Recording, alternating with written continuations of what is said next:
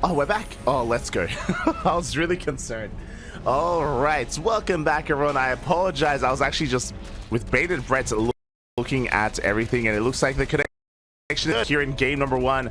To wind it all back here, this is the final day, day number 3 of WTL of World Team League.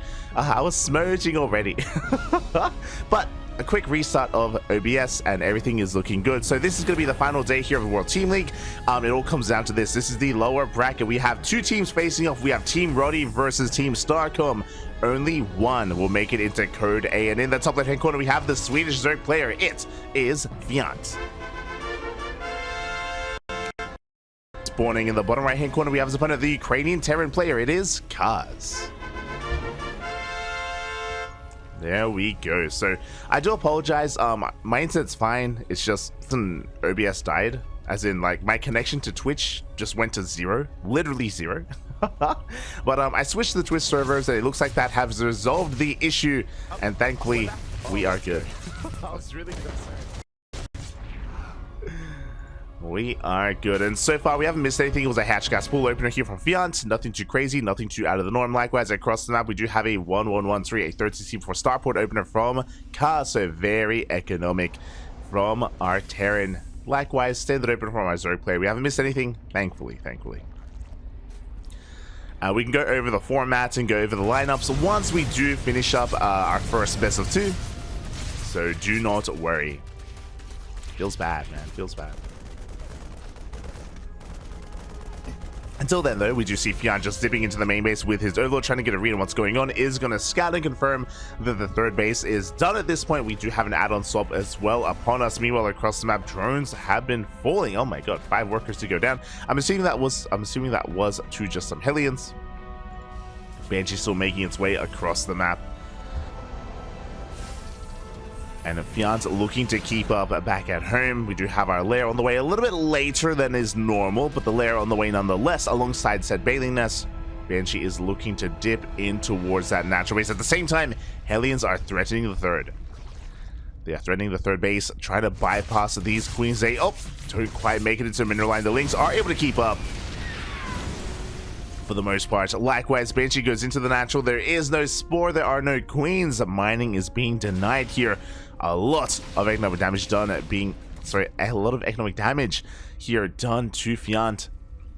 Oh, he's going to be able to rotate over, resume mining, but that's already a lot of damage being dealt.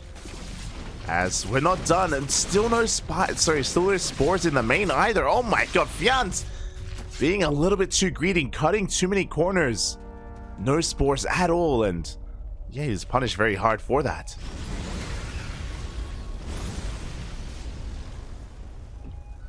Last behind this, we do see Kaz, of course, back at home, getting into his bio, getting into his 5-rack setup here on 3 bases, as to be expected. 1-1 is on the horizon as well, and soon we are going to be working on our 7-minute push. For Kaz, that is. And he's done such a great job at just maintaining a lead, at just crippling the economy of Fjant. Looking at the units lost tab over the course of this game, 12 workers have gone down for 1 Banshee, 1 Hellion, and 1 Reaper. Meanwhile, Fjant is not going to take this line down. He does go for a brilliant counterattack. Good damage being done. 5 SCVs do fall. Fjant keeping himself in this. Staying in this. Now he's working on 1-1. Of course, bailing speed on the horizon as well. He's getting into his setup. Again, Fjant's worker count is lower than what it should be, unfortunately, but he's building himself back up. You know, he will have bailing speed for the first push as well. He should be ready for it.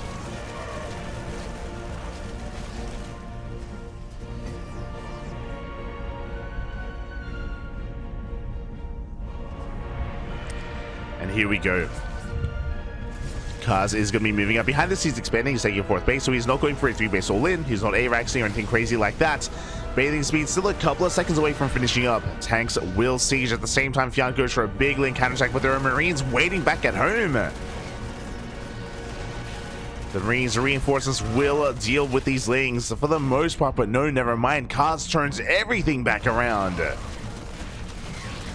For a moment, it looked like a little bit of an F2 there from Kaz, but it's all good. He's able to refocus here on the prize, on the main bases here of Fjant. So far, a decent tank position. He's clearing up a lot of the creep, but he still hasn't made or gained any ground.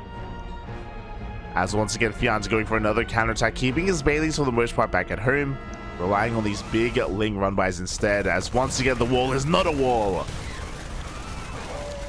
He does break into that natural base. Bailings are going to be rolling in as well. Got the SCVs. They are looking very vulnerable as the Bailings go for the main base instead. Interesting choice as the army does turn back around. Depot falls. We don't get too many SCVs, but I spoke too soon. 5 SCVs go down. Not too bad here, especially because Fjant does alleviate all that pressure. He does force Kaz back home. And is coming in with another army, with another force. Alas, Kaz is in position, and Fjant is going to respect that. He's going to back off. We have a Hydra Den on the way, alongside, of course, the 5th macro hatch as well. Fjant still on a low worker count. This is what's concerning. We can see Kaz starting to take a lead in the supplies. He is ahead in workers. Kaz is ahead in army as well. Fjant, because of all the worker damage done earlier, like that has impacted his overall supplies now, and he's still struggling to catch up, to recover from his earlier losses. The run-bys have been good, but not enough. Speaking of run-bys, we do have a Bailing run-by here on the right-hand side. It's going to be spotted. There's a depot. There are bunkers as well. Bailings, they do not do anything. And now Kaz can focus on his push. He is almost maxed out. Fjant still respreading his creep. He still doesn't have... he's drawn up to 73, which is a good worker count, don't get me wrong, but it took him too long. It took him too long to get here. We've got 8 more drones on the way, 2 on the horizon. Like, everything is looking okay here for Fjant, but again, he just hasn't been able to produce as large of an army to deal with this. And here we go. The main army of Kaz has been spotted. Meanwhile, Fjant on the right-hand side trying to set up another run-by. The depots have not been healed. They've not been repaired. Oh, borrowed Banes. Oh, up, the borrowed Banes. So close. And here we go. The army's rolling on in. No splits, no reaction. Big Baneling connections on the army of Kaz. At the same time, a massive Link counterattack of run by into the main base production. It should be able to deal with that. Meanwhile, Kaz is focusing on his main push. Do we have enough at home to defend? We do have Links. We have a couple of Banelings on the way. But Kaz, he is breaking on through. He takes down the hatchery. Lings are coming in from behind.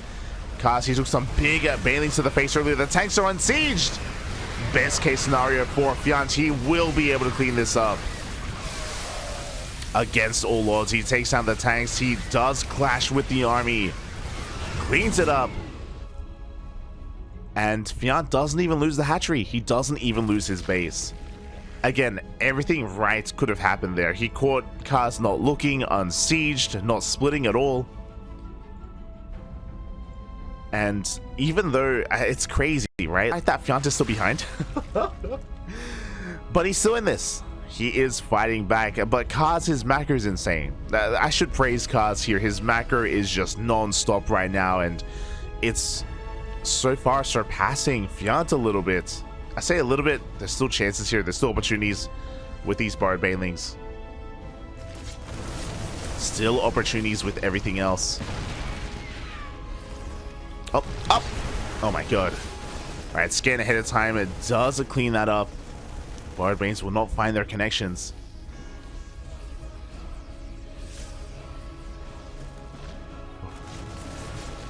And here we go again. Kaz focusing on his push.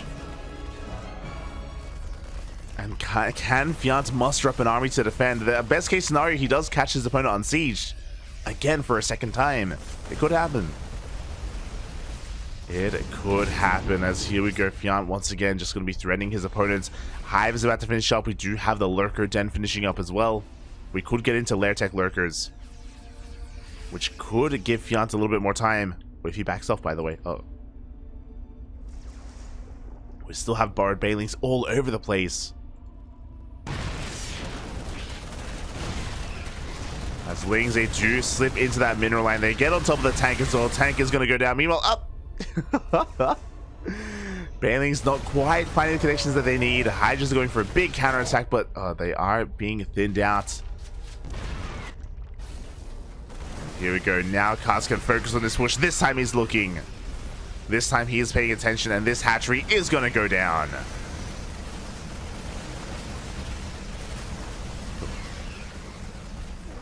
Here we go. The base does fall. Fjant trying to get a better engagement here as he's luring his opponents onto creep.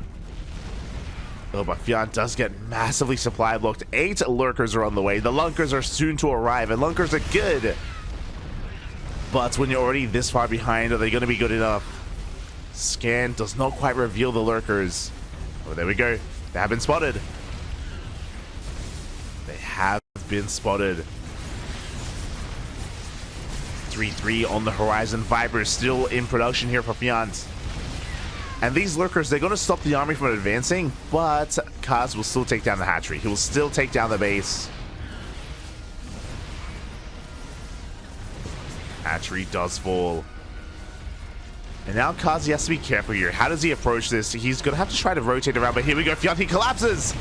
Just as we do see a massive pickup. Kaz is going to be losing his army. Going for a doom drop into the main base instead. Very unfortunate timing for Kaz. But he gets into the main, and he will snipe the Hydra Den. The Den goes down. He can trade efficiently against the Lynx as well. The Banelings! Up! Banelings will not quite connect. It looks like one up. Maybe one of these, 2 of these even. There we go. One medevac does go down. At the same time, we have a secondary army on the right-hand side, denying another base, and Fjant is knocked down to 3 hatcheries. His economy is hurting. His production is hurting as well. He does have lurkers. But is that enough? Lurker upgrades have completed. We have adapted talents and seismic spines. The army once again collapsing on these tanks. Lurkers pushing on forward. Fjant, he can still make this happen. Is the power of the lunker good enough? One of them gets sniped. The ghosts are arriving. Liberators are on the way. A nuke as well. Oh my god. We're even getting a nuke. Oh my god. Massive spines here on the Marines. Kaz taking a massive blow here with his army, but as we can see, Fjant has nothing other than lurkers. Like, he doesn't have much else going his way. He's double expanding, trying to get another base up and running. Fjant doing what he can. But what can he do once the Liberators arrive? We have 2 more factories on the way. Making Reapers, question mark. Nuke is going to be zoning away those lurkers, giving Kaz some breathing room.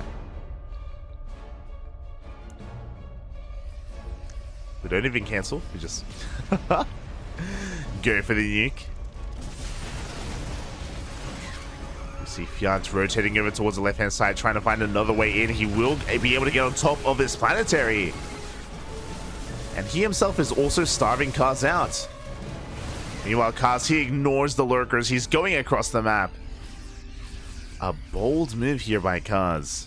Not too sure how I feel about it, to be honest. He's going to be able to get a better position over his opponents. Another snipe does take down another lurker. We have 10 lurkers left.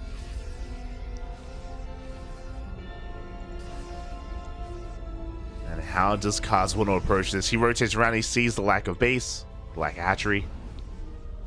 Ghost is going in. Doom drop heading towards the main base as well.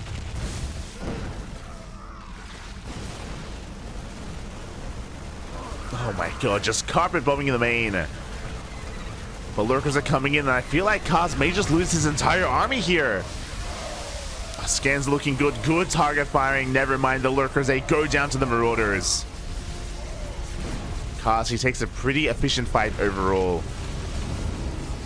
Okay, he picks up. He's going to be able to get the hell out of here. Meanwhile, behind this, Fjant was able to double expand. He has a decent economy now, as long as he's able to maintain these bases. And looking at the vision of Kaz, he hasn't checked. He, of course, has eyes inside, but he hasn't checked here over towards the right. And Fjant, he can get himself back into this. Like, with these 3 bases, he can claw himself back in to game. He is slowly remaxing. And Kaz is none the wiser. Up.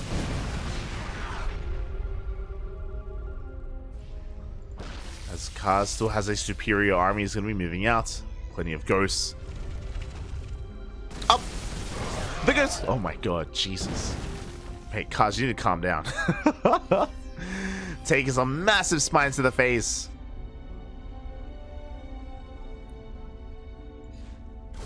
Reaper is going to confirm the mining bases here of Fjant and Kaz. We need to make something happen here. He's been stuck at the same supply for too long. Kill supply blocked earlier. Finally, Kaz is maxing out, but Fjant also about to max. Again, these 3 bases here really coming in clutch for Fjant. He's still in this. Ling Rumbai going to get even more damage done as well. Kaz now on the back foot. But Fjant has to be careful not to throw anything away. Does want to push into all these tanks. Very powerful position here from Kaz.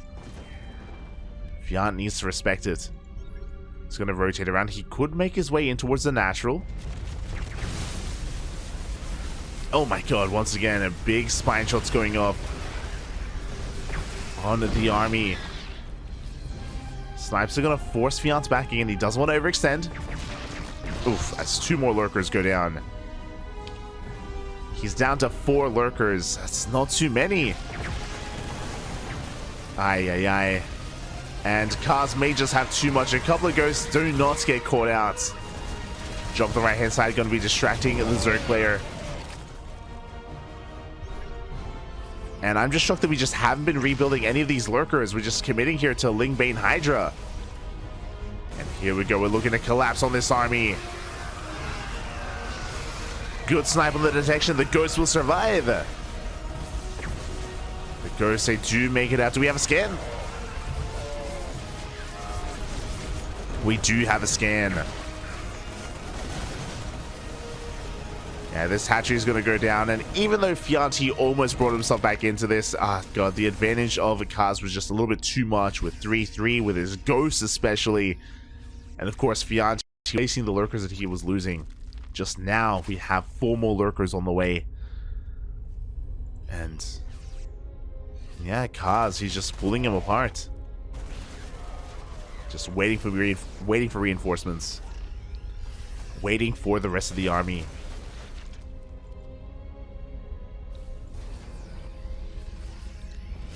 It has been an uphill battle for Fjant almost the entire game. From the beginning, his economy was crippled, and we saw Fjant take some good fights, but his economy was never what it needed to be. And even here, you know, he's been struggling. He's been losing bases after base after base. It took him a little bit too long to really recover. Now he's going for another big counterattack. At the same time, do snipe one of those lurkers. The Ling Rumbai getting a bit done. Oh my god, runs into tanks.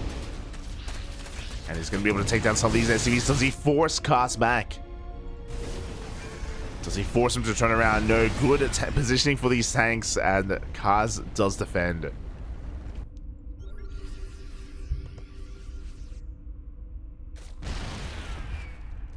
Oof. Up! The scan ran out for a moment.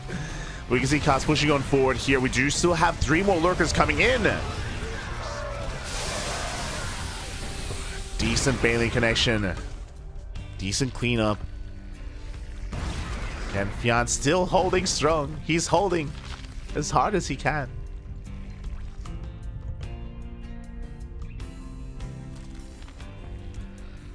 He is holding. But again, we still have ghosts on the way. Kaz, he has a fresh mining base. He hasn't been able to regain control of bottom left. But he has a fresh base nonetheless. Yo, lurker Rumbai coming in from behind. As Fjant tries to break this position, but alas, this position, it cannot be broken. Not against all these tanks, not against all these ghosts. Not like this. Yeah, doing what he can to be annoying and to distract his opponent. But he is down 60 supply. Unfortunately, Fjant also lost his Vipers earlier, and he hasn't been able to rebuild them, hasn't been able to remake them.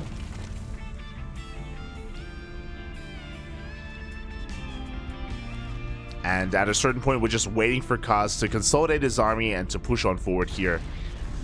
If he does give Fjant a little bit more time, then maybe Fjant can come back, but alas, it's not looking too likely. Another Ling run by, going across the map. Meanwhile, Liberators are rocking up here to harass. Fjant has expanded. He's taking 2 more bases. The run by does catch some ghosts. Not too bad. Meanwhile, we have a nuke. Oh no! We do spot the nuke, thankfully.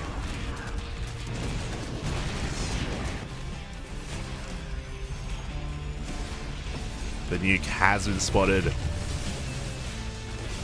Fjant is going to be able to back off, going to be able to avoid it, thankfully. Yo, Fjant, he's fighting back hard. Again, like with these 2 fresh bases, for the most part. He's going to be able to rebuild once again. A Ling run by gets 25 SCVs. Oh my god. Kaz is down to only 39 workers, but Kaz has a super maxed army. That's the thing. Kaz, he's up to 131 army supply. Jesus. It's insane.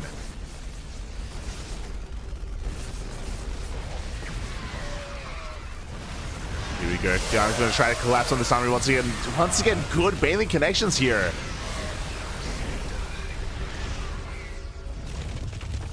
Lings do burrow in that mineral line. Ghosts are getting caught out. This is getting very close. I do think it's just taken Kaz a little bit too long to really push on forward. He finally does break this base. But there's a lot of pressure on Kaz right now. Like, these 2 bases are now up and running. Fjant has a better economy. He can rebuild, and Kaz can't. He's just losing too much. He's losing too much back at home. Meanwhile, Fjant, he wants to try to catch these ghosts. Doesn't get them. He wants them, though. Does want them. As Kaz is still not mining from the left-hand side. Doesn't have anything here to defend these bases either. Ling run by gets in. Fjant gets a tank.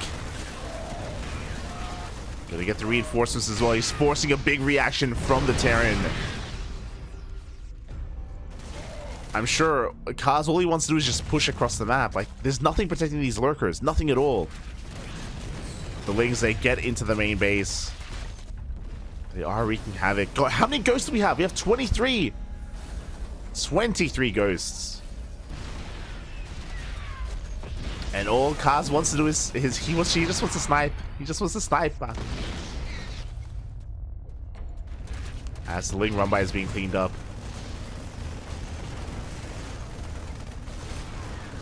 Okay, so if Fjant is able to pull apart his opponent, like this for example, there are what, 6 ghosts at home to defend?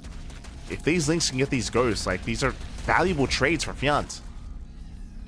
As he's losing another mining base, he's down to only 2, 1.5 really. And it looks like Kaz is going to rotate around. Again, very slow, methodical play from Kaz. I do think that he could just push through the center. 100%. 100% he could just push through the center of the map, but he's taking it slow. He's going to be rotating around, taking another base, denying the fringe bases here of Fjant. And as Fjant gets ready to lose this base, he expands towards top right and center. Oh, big loss with these Lings. A lot of Lings go down, lurkers come in though, and this is the most important mining base here for Kaz. Gonna be losing a lot.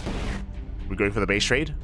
We are going for the base trade. Lurkers are coming back home. The Lings are harassing across the map. And you know what? If we deal with all these orbitals, we won't be able to scan. We need to scan to deal with these lurkers.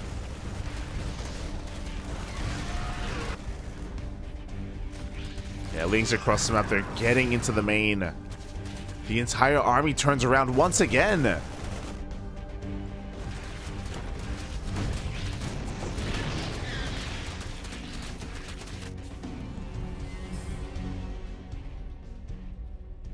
Yeah, Kaz, he's just having a really hard time trying to, like, judge how he wants to approach this. I mean, he did kill 2 bases, did kill 2 hatcheries, And we do see top right being taken. 40. What Jesus? Look at how oversaturated we are. This is the only mining base here for Fjant. Meanwhile, there's no planetary in the center. Kaz, he's gonna have to give this up. There's barely any. There's no mining. Kaz, he is not mining at all right now. And here we go. He's focusing on his push. He still has a terrifying army. Lings are in the main. Snipes are going off. Another lurker goes down. Everything else is on fire. This orbital is about to go down. But he's also going to kill the last workers here of Fjant as well. And, of course, Kaz can always mule. It's tricky if he can mule, right? Like, we need energy for scans. Like, as we see. But he takes down every single worker here of his opponents. And Kaz is turning back around. Is he going to get caught out? Oh! He will not. Oh, big snipes. 2 more lurkers. There's only 4 left. We have 3 more on the way. 7 in total. But Fjant has 2 drones. There they are. Those are the last 2 workers here for Fjant. He doesn't have any mining bases. He's got 2 hatcheries left. And of course, Kaz has the advantage of all of these floating CCs. He can float them around. He can, of course, reposition. He can mule. Doesn't need SCVs. Looks like Kaz wants to go back home and clean up these lings. He's going to be exposing this mining base. As Kaz is trying to expand. Oof. Lings do go down. Okay, is there a world where Fjant can win this? There is. Right, it's like, if there are no scans available, there's 3 orbitals. This one here towards the left, this one in the middle, and this one that's in the air. Like, in a world where, like, maybe if there are no scans available, if the orbitals burn down, or if they're lifted up, then maybe we can take a fight. Not like this, no! Not like that. We need to be careful. Fjant now knows where the army is, thankfully. Another orbital is going to be lifted.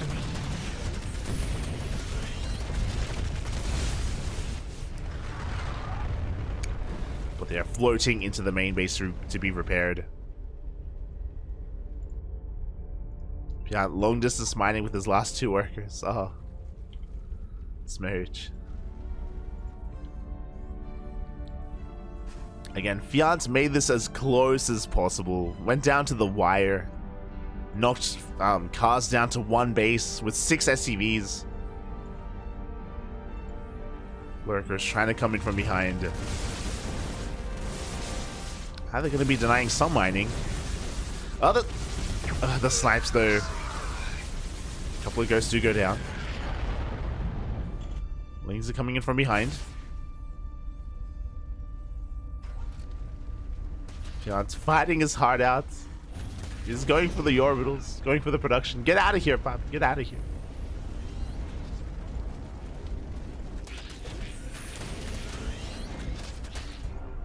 But we can see Kaz just looking to collapse on this army.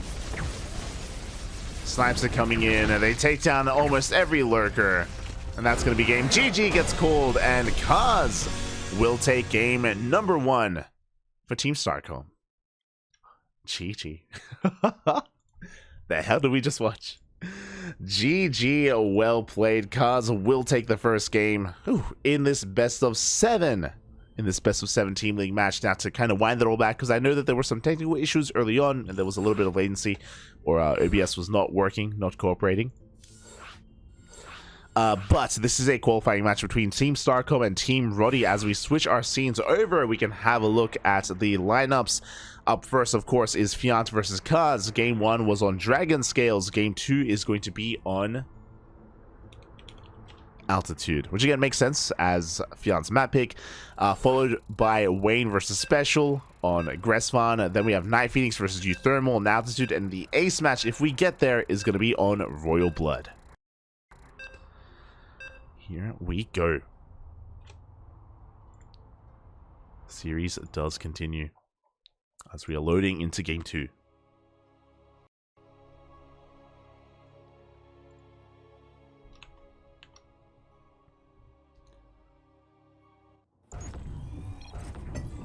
So I just ate in between casts. We just wrapped up Sparkling Tuna Cup, but yeah, my throat is dry. I don't know why. I'm not losing my voice. It's just I have a dry throat. It's strange. But here we go. We are getting into our next game. We are getting into game number 2 of this best of 7, and spawning in the bottom left-hand corner of Altitude, we have the Swedish Zerg player representing Team Rotti down in this series, but not out. It is Fjant.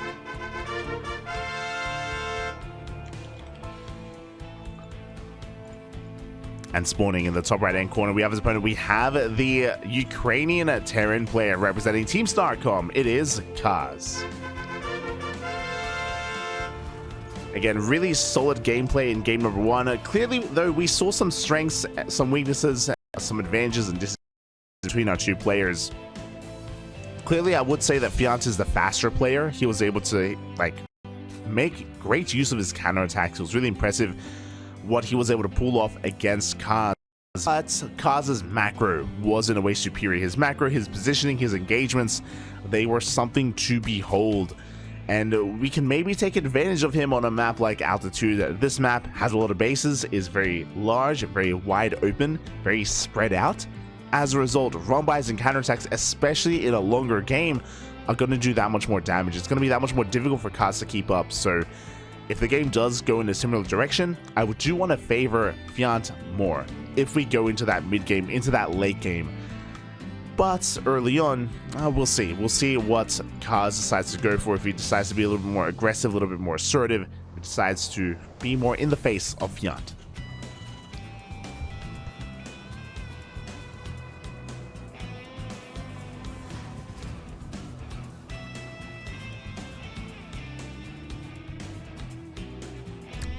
For now, Fjant went for a 15-15. This is a gasless opener, a very greedy opener from Fjant. No gases in the main, no gases in the natural. Third base is to be taken. So Fjant cutting a lot of corners here against his opponents. This is something you can do on a map like Altitude because it's so large. The likelihood of your opponent being too aggressive is a little bit lower here than on some of these other maps. Now the gas finally being taken by Fjant. Now, this does mean that Fjant is going to have very late link speed. His link speed is going to be delayed, and as a result, he's going to have less of a map presence on Altitude. But it may be okay. Maybe okay here, depending on what Kaz goes for. We'll see if Kaz is able to punish this or even recognize what is going on. Oh, one moment.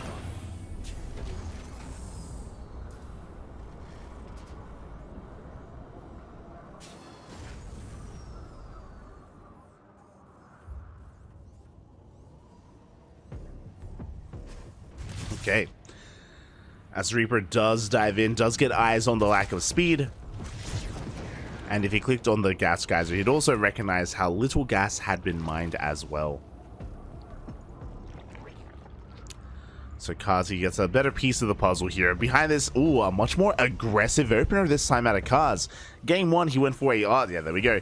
Game 1, Kaz went for a third CC before Starport. This time we have a 1-1-1. Viking first, this screams BC, and there it is, the fusion core is thrown down. Behind this, it is going to be a battle cruiser opener, most likely into mech. Overlord is going to try to go into the main base, but is going to be swatted away. The Viking is going to be a tell. Upon seeing a Viking, BC is a very real possibility for the Zerg player, so Fjant, this will be in the back of his mind.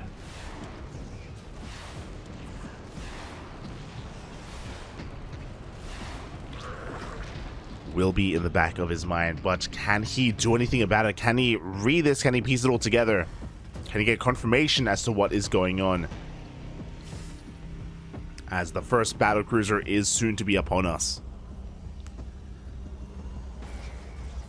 Meanwhile, across the map, Fjant's going for his double Evo chambers. Oh, he's going to be, oh god, he's going to be delaying his lair. Fjant, he's delaying his lair in favor of faster upgrades, which means his Spire is going to be delayed, which means he's going to have a delayed answer to the BCs. Uh-oh. I am concerned. I am going to be a little bit concerned here for our Zerg player.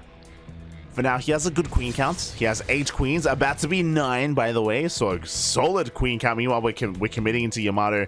Only 1 starport. I was assuming we may even go into 2-port BC, but only 1 for the time being.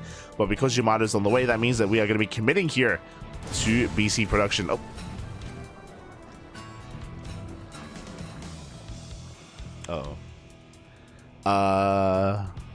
What's... Are we good? As we are experiencing a little bit of lag. No, it's me! I should leave. No, I don't know why, but I do have a massive lag spike, and I don't want to disturb the players. I'm fine on OBS, but specifically here, my connection to Battle.net is a little bit severed. I want to see. I still want to see the BCs, puppy.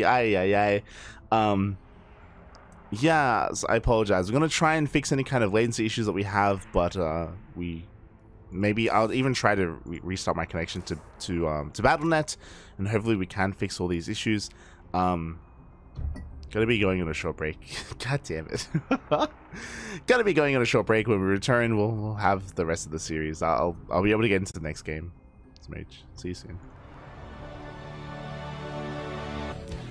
And welcome back, everyone. Welcome back. I apologize for the impromptu break. I apologize for all the technical issues that we've had today. I mean, we casted Sparkling Tunic up earlier and everything was fine. Like, everything went off without a hitch. But with our second broadcast of the day, we initially had issues with OBS at the start of the broadcast, and then we did lag out of the European server in game number 2 as well. So hopefully we've weathered through the storm. Hopefully everything's gonna settle down and we can get back to casting some StarCraft. Fingers crossed. Fingers crossed. That's all I want to do. It's all I want to do. So yeah, we are going to be continuing on the series again. If you want a bit of a recap as to what happened in game number 2, it was on altitude between Fjant and between Kaz. And Kaz, as we lagged out, he was getting into his BCs, and the BCs did quite a lot of damage. Fjant had a hard time keeping up with his opponent when it came to BCs. He was also losing a lot of workers as well to Hellion run-bys, and once again, it did feel like Fjant was on the back foot. There were some good moments for him where he was able to stabilize, and he was able to get into Broodlords, and he was able to clean up Kaz's army once, but only once, as after that, Kaz remaxed on Thors, and Fjant, his economy was just a little bit too crippled. His economy was too crippled to be able to keep up with his opponent and to be able to maintain his lead and kind of gain any momentum. So Kaz did end up taking game number 2 as well, which means Team STARCOM do have a 2-0 advantage over Team Rotti.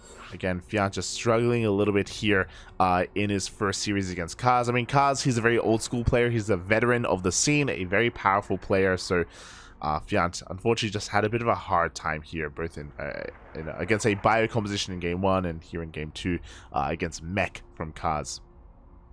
But now we have another series. We have another best of 2, and it's going to be between Wayne and Special. Game 1 will be on the European server. Game 2 will be over on North America. So I'm going to be hopping between servers for this, and I'm excited. I'm very excited here to cover these 2 players. Very, very powerful opponents. Wayne, one of the best Zergs in Europe. Special, one of the best Terrans in North America. So a very high value, high quality ZVT is about to begin. Oh, I'm ready for it. I am ready for it.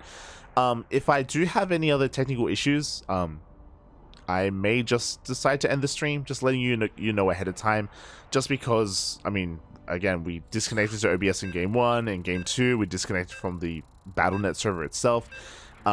If these issues persist, I don't want to be a hindrance to the players. I don't want to be again, like an issue to the competitiveness of this tournament and to this match. So if I do lag out, or if something happens again, then I will decide to just raid another streamer, and we'll just end the stream for tonight.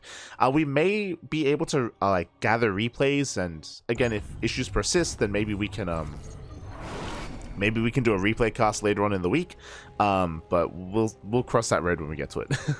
We'll figure it out. We'll figure it out.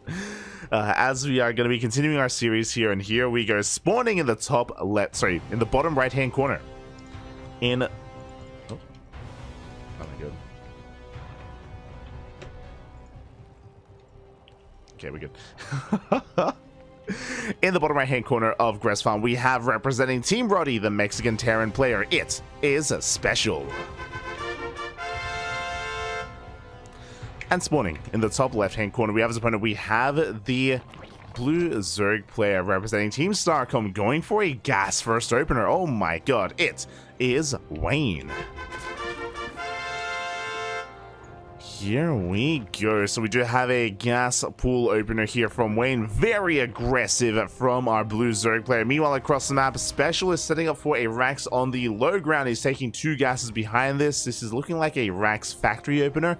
Very unique, very special build here from Special.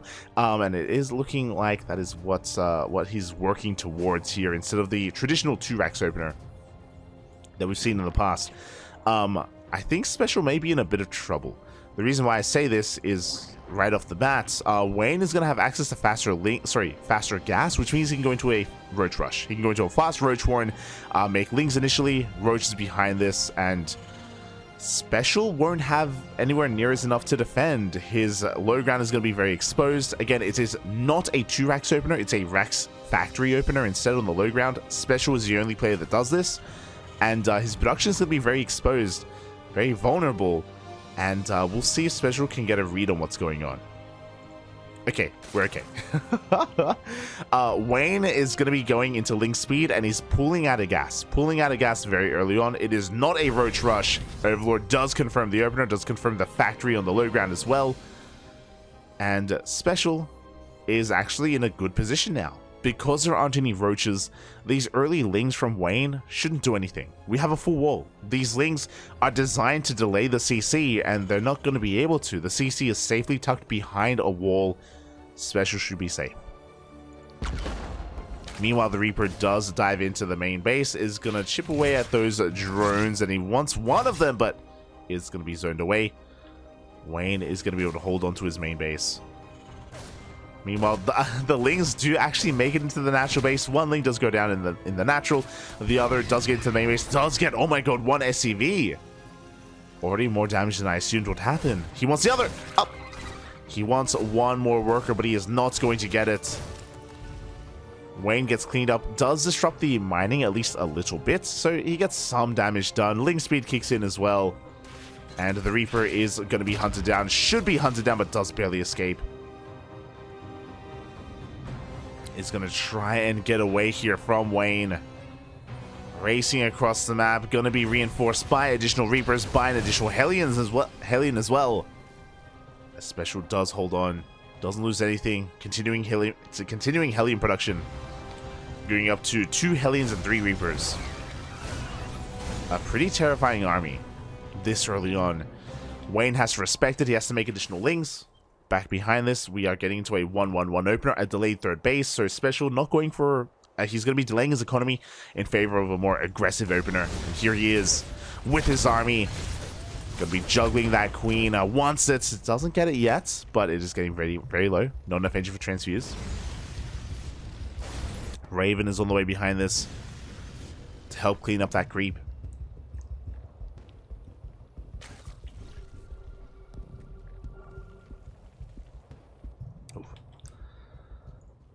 As Special is just trying to get a read on what's going on. He scans the natural, confirms the lack of additional gases.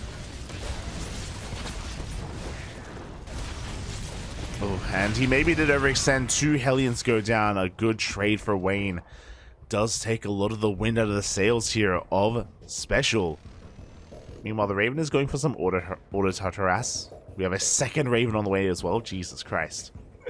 Special not slowing down with his harass. 3rd TC in production, so he is transitioning. He is working on his economy.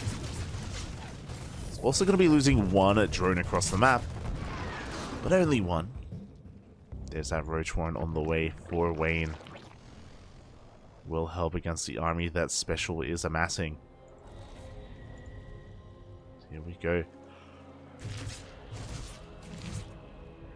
Going to be threatening another auto turret here.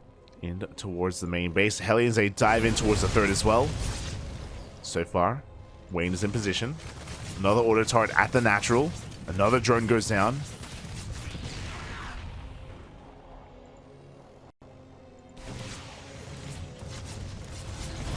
Special, yeah, just really pulling Wayne to the brink here. Pushing him to the brink. Getting a queen in the main base. Already good damage, and Special, he's not stopping. He's not slowing down. Behind this, it is going to be a bio transition. We have Stim on the way, which is spotted by Wayne. Wayne does see this with his Overlord, as well as the additional Raxes. This auto turret harass is just getting a bit out of hand, getting a bit out of control.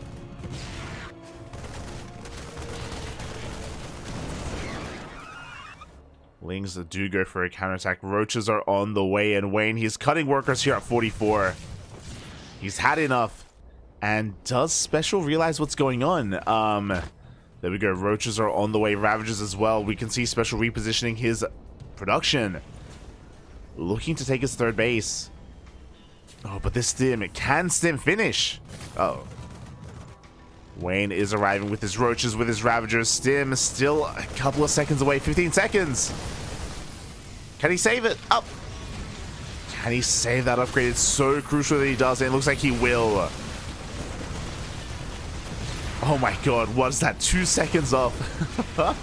Stim will finish here, and that means Wayne, sorry, that means Special's bio army is going to be that much more potent here against Wayne.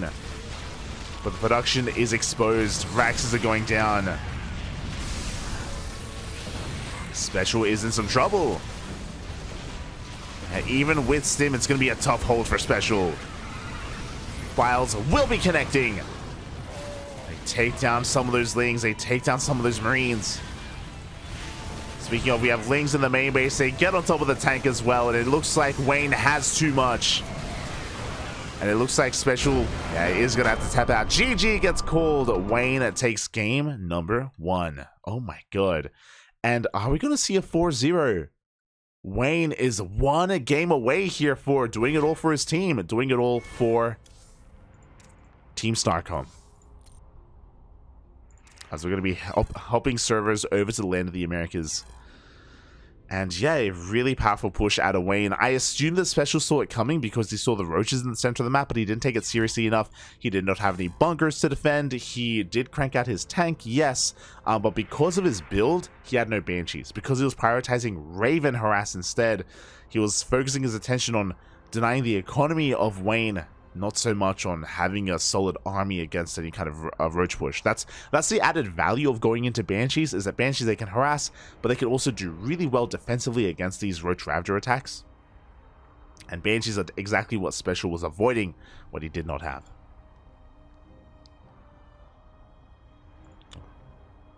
So Special is on the back foot. And we have our map of choice. Now, it is loser's pick. Is going to be loser's pick for our players. Special, he is going for Royal Blood. Royal Blood is his map. Here we go.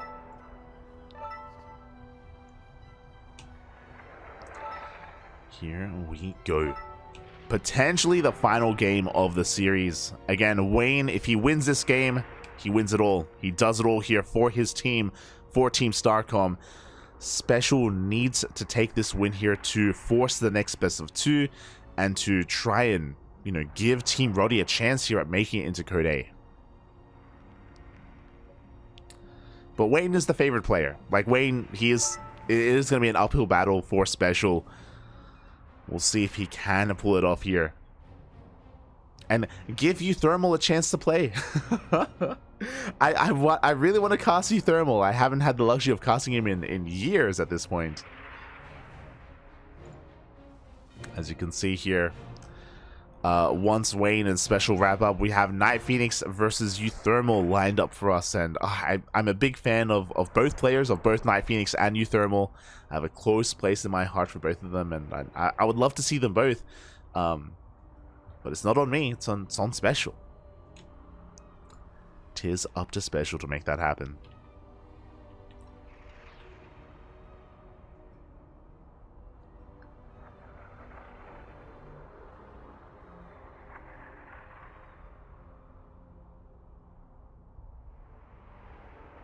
Here we go. Looks like the lobby is being made. We just need to wait for everyone to hop on over to the North American server from Europa. Also, I mentioned earlier, so initially we didn't know. We assumed that the other qualifying match would be happening after this one. It'd be one into the other. And I think Wikipedia thought that as well. But today we did find out that both qualifying matches are happening at the same time, which is a shame. I would have loved to have casted both of them. I'm more than willing to stay up late at night and keep casting more StarCraft. But alas, it was happening at the same time, and I don't think anyone was casting it. Rilakuma did drop by, but we have confirmation that the series ended. The series did end already. Exclamation mark B in the chat if you guys want to have a look at the bracket. But Twisted Minds did take down the Code 8 Travelers 4-0. Their series has already concluded. Young Yakov 2-0'd Gogo Joey, and Classic 2-0'd Rilakuma. And Rex versus Nicorakt did not play out because they didn't need to. So, yeah, if you're curious about the other qualifying match, it has already ended. Smooch, happy smooch. Yeah, would have loved to have casted both of them, but you know, we're committed here to Team StarCom versus Team Rotti. We are committed.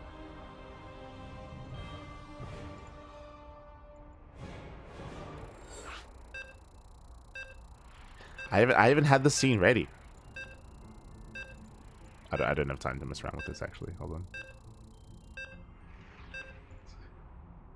on. Alright, we're going in. We are going in to potentially the final game of this Team League match. Oh boy, here we go.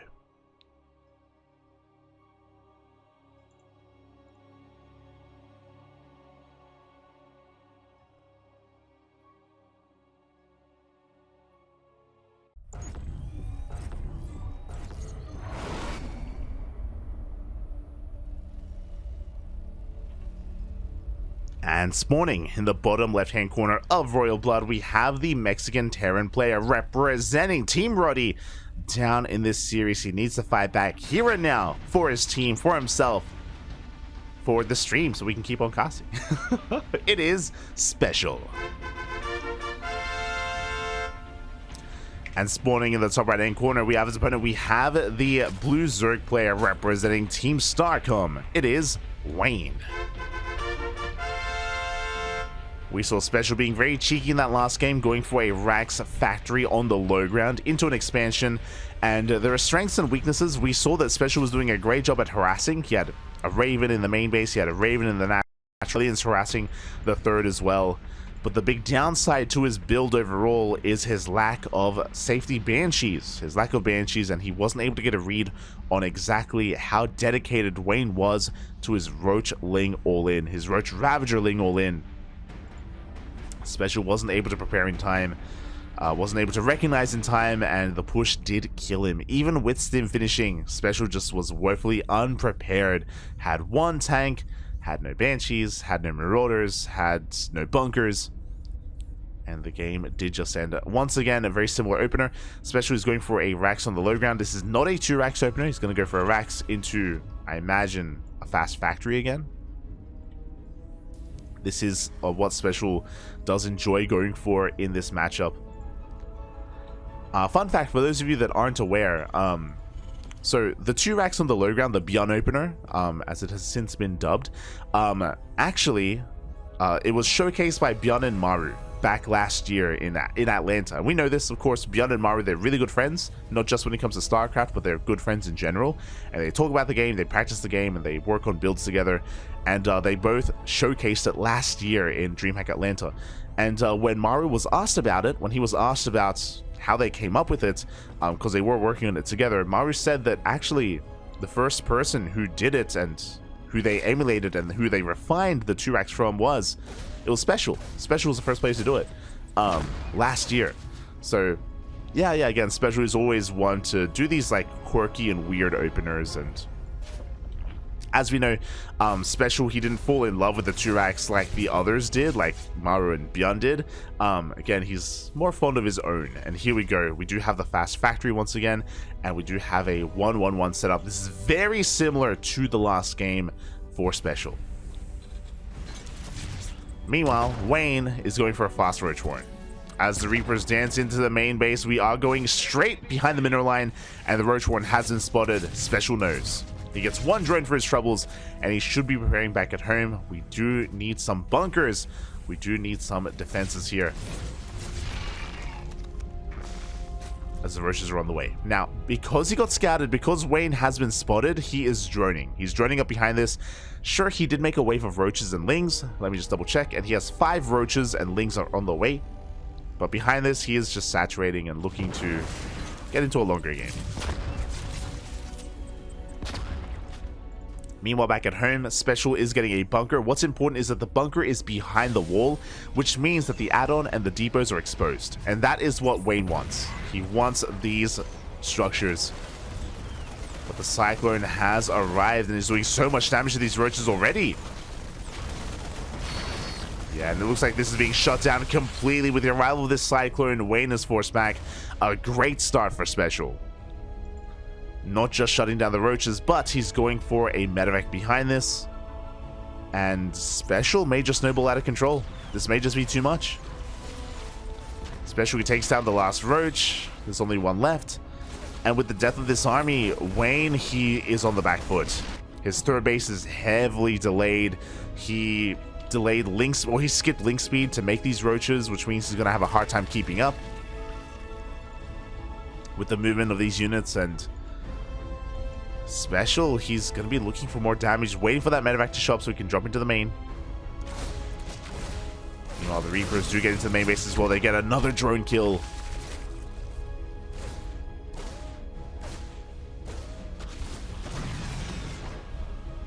As the Reapers go down, medevac has arrived. Now, this Cyclone is very low, but we can juggle. We can juggle. We can, of course, juggle our units. The Overlord does fall. Supply blocking Wayne. We can see Special just getting even more damage done. Gaining so much value out of this drop.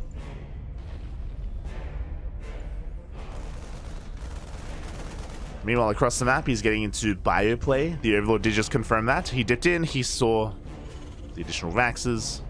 Saw that, of course, Sim is being researched.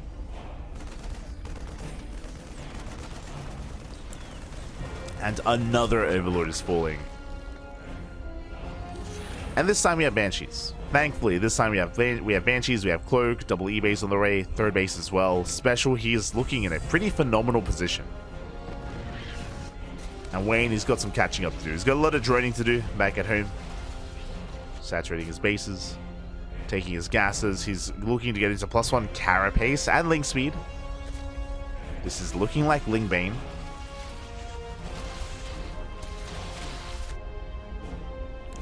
Wayne also has eyes on that 3rd base. A shout out to the Dolphin, that chat. Thank you so much, J-Dolph.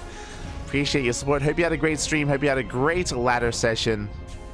If you're tuning in from J-Dolph's channel, you will enjoy. You'll be belated to know that there was mech earlier today. Kaz did play mech against Fjant and did beat him. So just for you, J-Dolph. Just for you, we did see some mech. I did lag out of that game, so I didn't have to watch it all, but... Meanwhile, we do have 2 Banshees diving into that 3rd base. A lot of damage being done. No spores, by the way. Wayne, a little bit too greedy, cutting too many corners, is going to be punished for it. 6 workers go down. Queen out of control. Meanwhile, Wayne sending everything across the map. He doesn't even have Roach speed. Ay. Can he hold on? As Wayne is going to try to push out, but there is a tank in position. The Marines, they still on forward. The Ravagers are exposed. And the Ravagers already do go down. No Spore here at the 3rd either. It's too much, Bappy. It's too much. And we may have a series. If Special can take this game, uThermal, I would say, is probably favored against, like, I love NightPhoenix, but uThermal is a pretty terrifying opponent. Team Rotti, they will have a chance. Especially he's up in workers. He's up in army. He's up in every aspect right now. How can Wayne come back in this? He doesn't have a Baneling Nest. He has an Infestation Pit on the way. If this is for Infestors, then maybe Wayne has a chance. If he goes into Infestors and relies, of course, on fungal growths to deal with this army, then maybe Wayne can stabilize over time. We have 1-2 on the way. Yep, there it is. Pathogen Glands is on the way, so Infestors are his way back in. It's a risky move, but as you can imagine, Infestors' energy are very cost efficient, and he could eventually outtrade his opponent.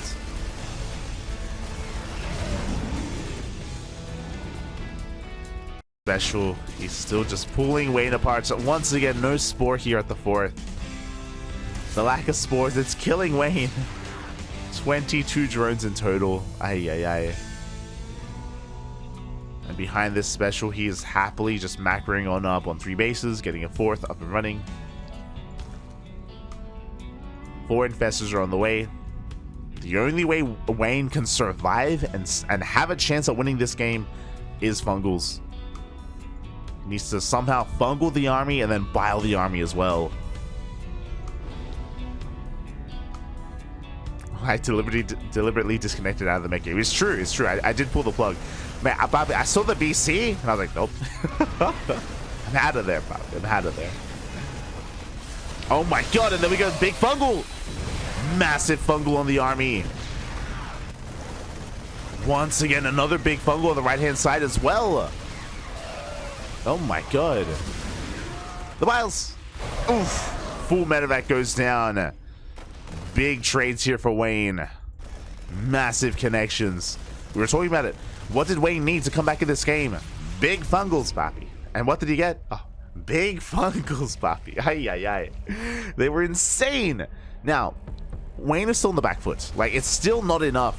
2 fungals is not going to be enough here. But it's a good start. It is a good start. We can see, oh my god, Wayne coming in from behind. He's getting on top of the tanks. 1, 2 tanks are going to be going down. Can he deal with the bio army? Do we have another fungal available? The answer is no, we do not, but we don't need it. Wayne, somehow, someway, he takes a good fight, but we have reinforcements coming in. One of the tanks was saved by those medevacs. The Infestors, no! He leaves them idle. He leaves the Infestors idle. 1, 2 of them go down. A big mistake from Wayne. And he cannot afford these mistakes. Ay, ay, ay. 2 Infestors for free.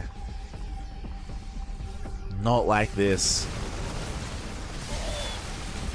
Not like this, Papi. As we do see Special pushing on through.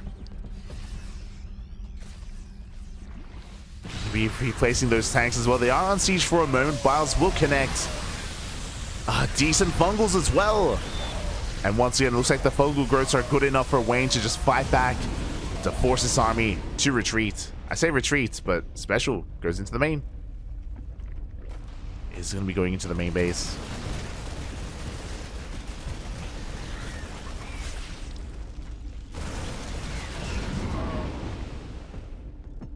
And behind this, what's important is that, sure, Wayne, he's been fighting well, he's been trading well, but Special, his 3rd base is up and running. 4th base, now fully operational as well. Special's economy has been untouched, and Special has a better economy than Wayne. So Wayne is still trying to come back in this, transitioning into Hydras, Lurkers, and soon-to-be Vipers. Oh, but he's being spread thin. Queen goes down, drones are getting picked off. The Infestors, no. Lurkers had been revealed, and Wayne is being pulled apart. He's having a hard time splitting up his army. He's trying to deal with the drop in the main, the push towards the 3rd base. The 4th is exposed. Lurkers arrive, but they're also exposed. And this may just be too much. 2 Lurkers go down for free. The hatchery will fall as well. Good target firing. Good starter stepping out of Special.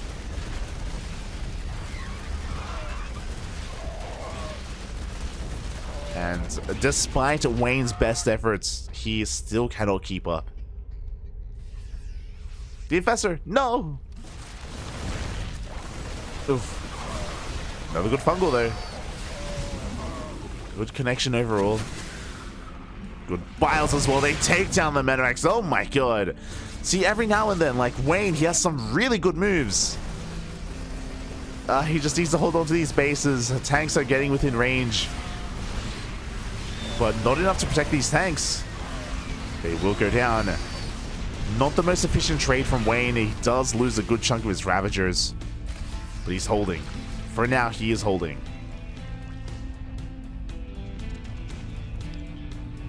Lurkers are getting in position. Reinforcements are on the way. Special taking a 5th base. My god. Again, it's royal blood. It's difficult to really gain too much momentum. Oh, sorry, to strangle kind of will take away momentum from the Terran player. Doesn't take too much to just rally across the map. Yeah, Lurkers are going down. We have a better position here on top of the ramp. Likewise, Liberators are harassing this 4th base. Wayne, he's down a hatchery. Still down in economy, still down in army.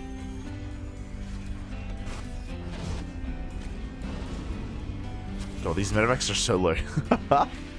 The Queens! The Queens are in position. They take down 3 of the full Medivacs. But there's still just too much here. Still too much. Lurkers are coming in for harass. Hey, they're getting some SCVs.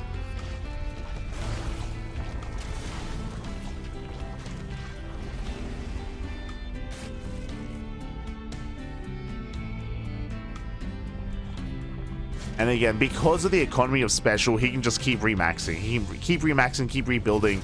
Even though Wayne has been fighting better, like he's had really good like fungal growths and better engagements, it is one of those things where it doesn't matter at the end of the day. Like Special, he can just keep remaxing, rebuilding, rallying across the map. He catches 2 Lurkers for free. Big fungal! Oh my god.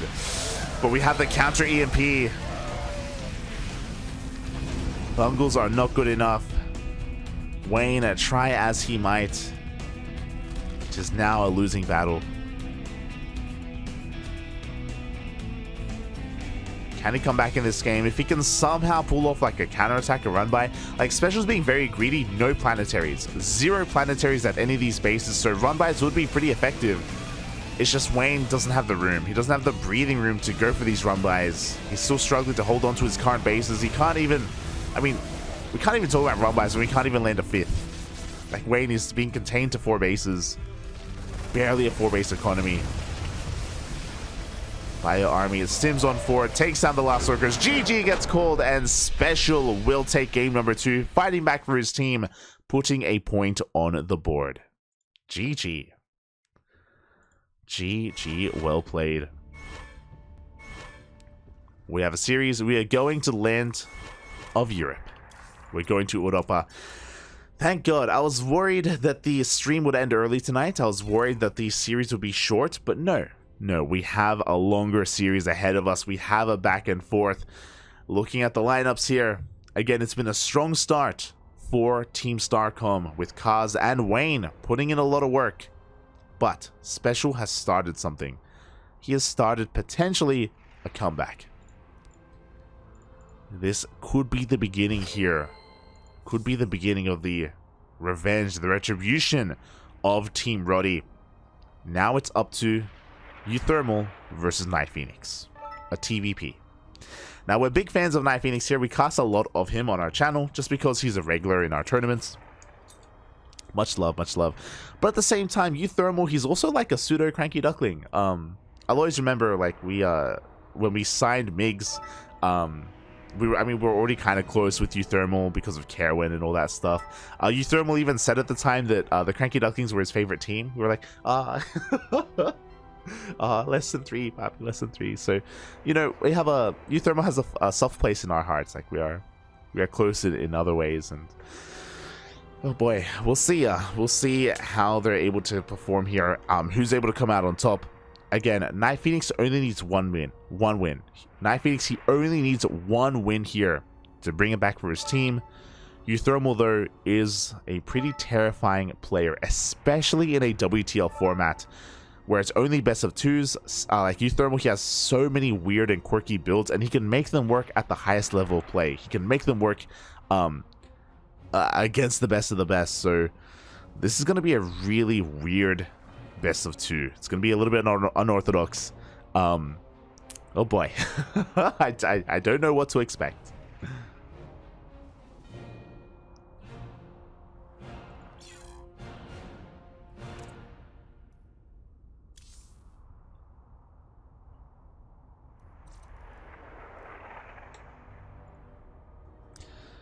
Here we go. Players just getting ready. Game 1 will be on altitude. Ooh, a very large map here for game 1. Oh boy.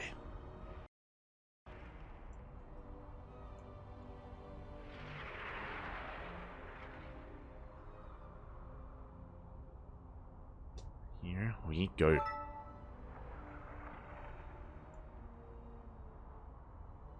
Now, personally, part of me wants this to at least go the distance. I would love for both teams to have a chance at the ace match, and then we can see the ace players face off. Who would it be? Maybe Wayne versus Special Game 3, or maybe Wayne versus uThermal. Hard to say. I'm also not fully aware of uThermal's current skill level. I haven't seen him compete in a long time, but he is still, of course, creating content on his YouTube channel, on his stream. He's still a very active player nonetheless. So I'm excited to see what he brings to the table. What kind of weird builds he whips out.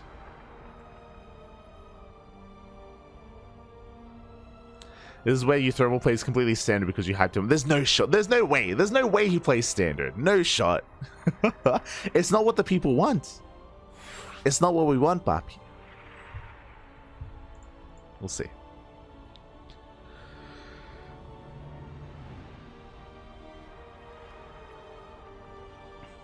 NightPhoenix just sent me a cat emote. Quack, Papi, quack.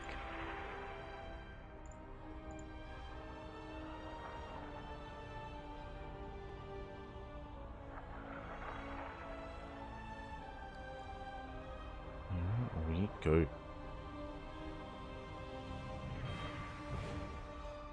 So the players just need a moment here to prepare themselves to get ready for our next game.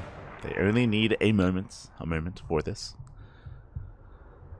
Oh boy. I'm not gonna lie, I'm a little bit nervous. About this. NightPhoenix unfortunately wasn't able to play in Sparkling Tuna Cup earlier today. Did apologize for it, but was otherwise preoccupied at the time. But at least we're able to cast NightPhoenix here tonight in this Team League match. Oh boy.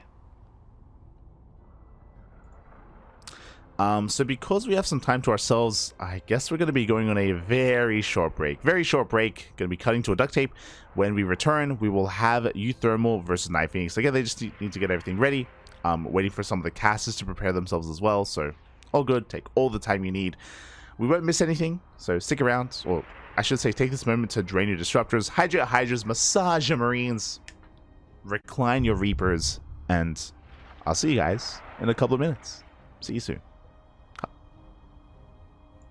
And welcome back, everyone. Welcome back to the final best of two here between these two teams.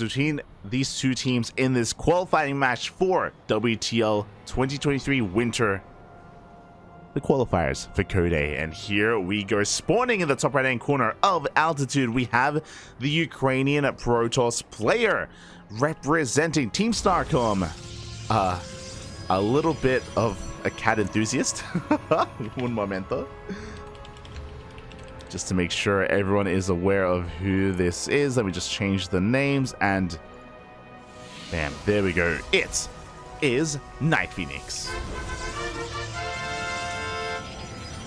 And spawning in the bottom left-hand corner, we have his opponent. We have the red Terran player from the land of the Netherlands, representing Team Rotti, the last hope of Rotti. It is uThermal. I should also fix that name as well. Hold on. Bam. There we go. NightPhoenix versus uThermal. I have not casted uThermal in a very, very long time, so I'm happy to see them competing once again, as uThermal is going for a double gas opener here, which is looking a little bit shifty, a little bit shady. The Rax is thrown down in the natural, and NightPhoenix is going to be checking the main base a little bit further here to make sure that he is not caught off guard. Is he going to check the natural base though? We bring this up a lot, but when it comes to these pseudo proxy Raxes, it is very common for the Terran player to throw it down to the third base location, triangular third, linear third, or even the natural base as well. So this is a fake proxy from uThermal, and NightPhoenix is going to be taking it seriously. He is going for a Zealot at home.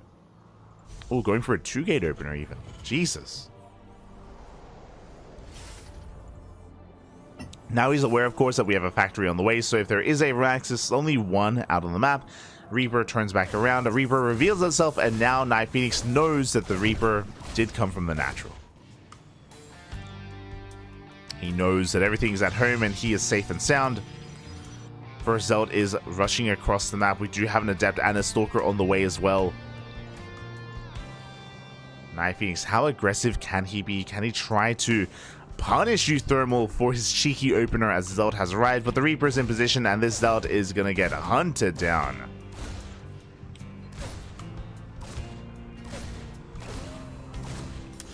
Yeah, Zealot is going to take a lot of hits. We do have an Adept and a Stalker on the way, and can they... Oh, they will be able to keep it alive. They do arrive just in time. Do love to see it. Behind this, we do have a Robo on the way. Looks like a one-base all-in from our Protoss. Uh-oh.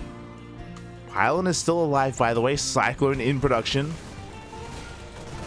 Ooh, a lot of hits already on the first Adept. But now the Stalker has arrived as well. Oh, the Adept. Good target firing. The Adept will go down. Very nicely done here by uThermal, but due to the high ground vision, yeah, we're going to be able to bring down these Marines as well. Do have some crisp micro from these two players. Again, really awkward because Marines are being spawned from the right-hand side. And the Cyclone has arrived. I do think that uThermal should be okay here. Good lock-on with the Cyclone. The Stalkers are taking a lot of hits. Things are getting very intense.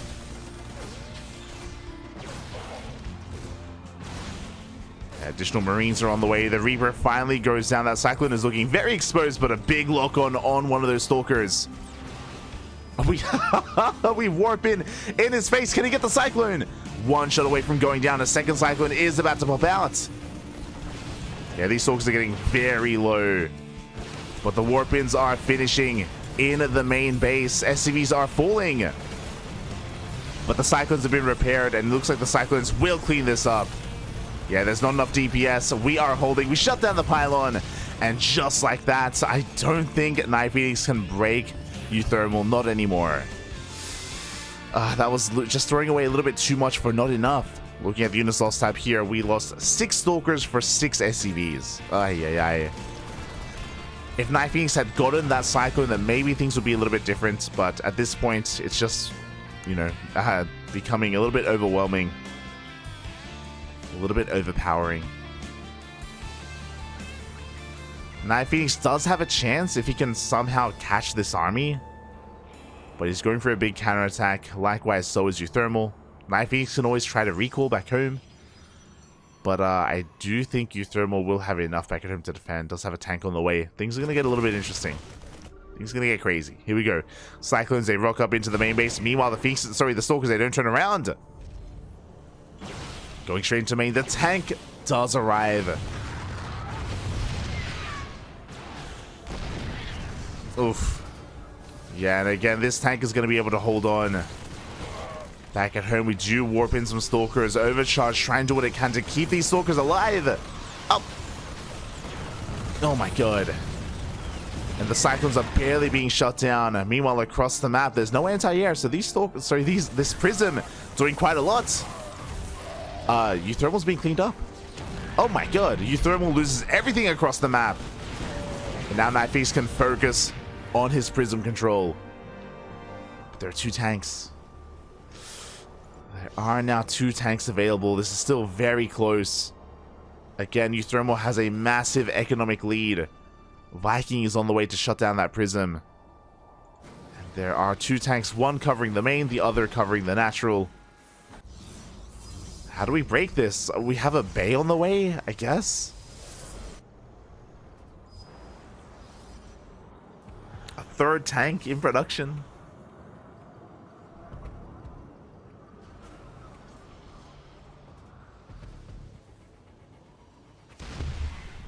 Oof.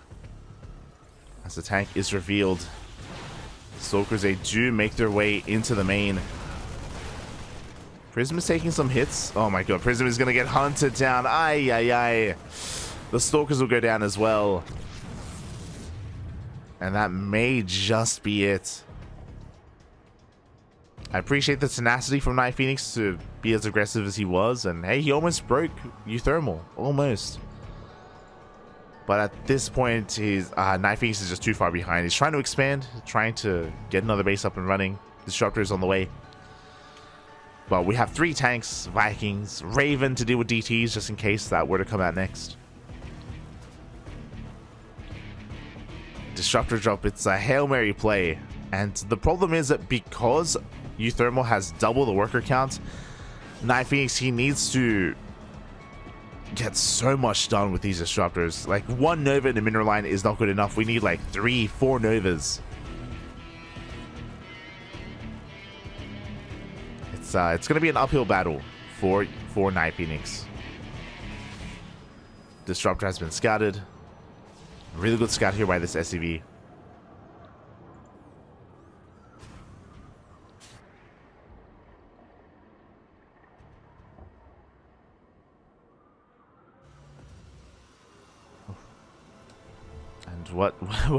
How, I mean, we'll see how much damage this can get done. I was about to say, like, what can we do from here, but we just have to commit. We just have to commit to this disruptor drop. The purification Nova is coming in. Oh, turret is in position. Oh, we will get a shot off in the mineral line. We don't get anything for it though. Aye, aye, aye. Again, the hopes and dreams here of NightPhoenix in game 1. They're in at this drop. So far, it is not good enough. We see him rotating over towards the right-hand side instead. But there are Marines in position. Tank as well.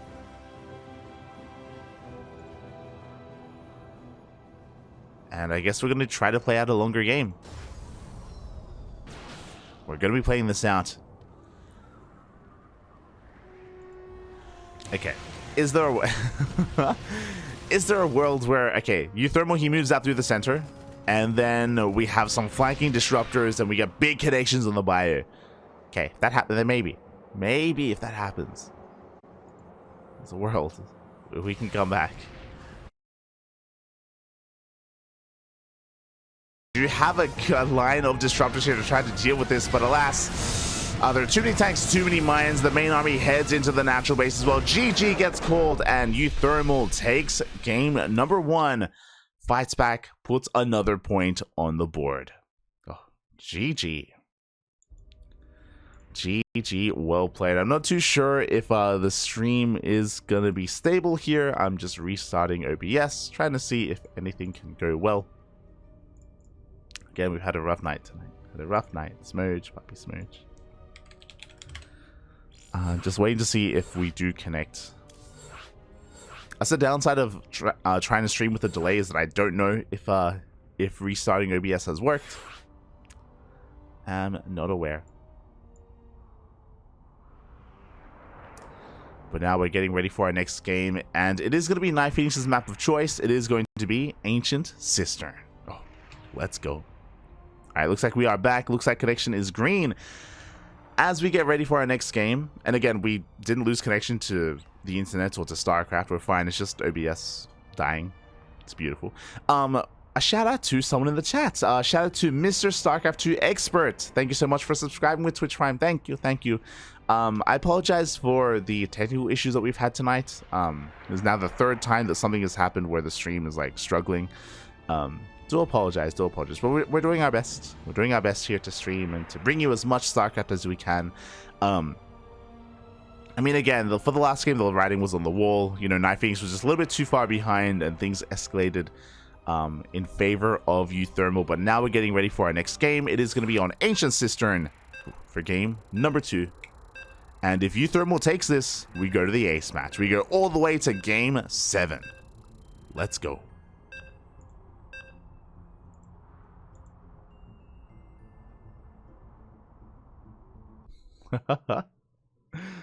Aye. But thank you so much. Thank you for the Twitch Prime. We appreciate it. We appreciate it.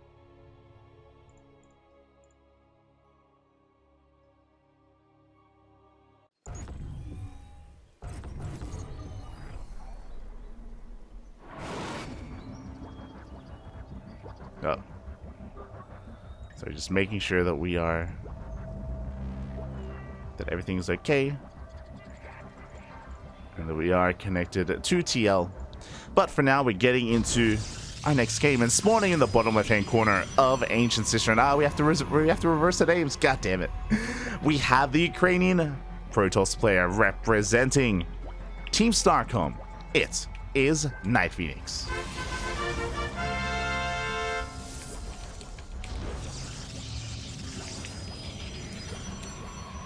One moment. There we go.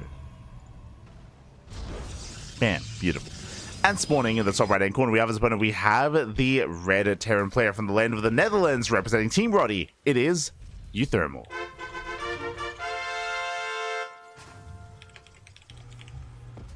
Just manually updating the player names. Don't mind me. Bam. There we go. Okay. The names are set. uThermal taking a game off of NightPhoenix earlier. Not too bad here. Of course, NightPhoenix did commit into a one-base all-in on altitude of all maps and just was not able to snowball out of control. Did end up fumbling the ball and did end up losing that first game. And uThermal is able to fight back for his team. One more win is all he needs. Uno más. One more game, and then we go all the way to the ace match. As this time, NightPhoenix goes for a gate expand. Even though he does not see the racks, he finds it here on the natural. So, again, NightPhoenix this time is aware that nothing crazy is going on and that uThermal is throwing down his racks back at home. Thankfully.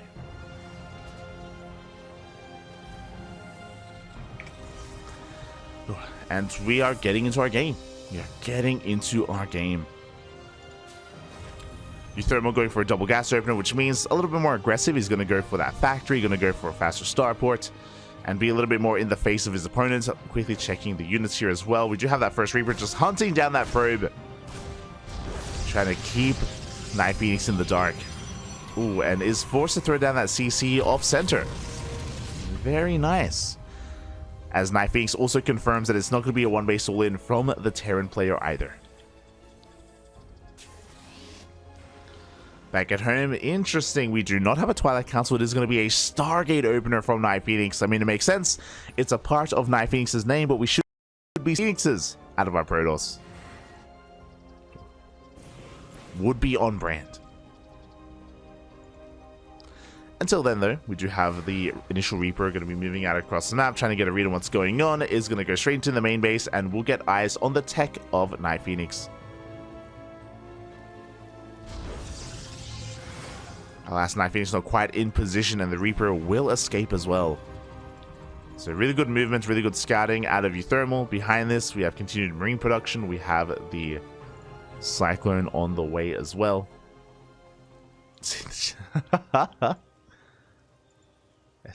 Shaking my head. I mean, NightPhoenix is a bit of a cat girl. Can confirm. These goddamn zoomers. Shaking my head.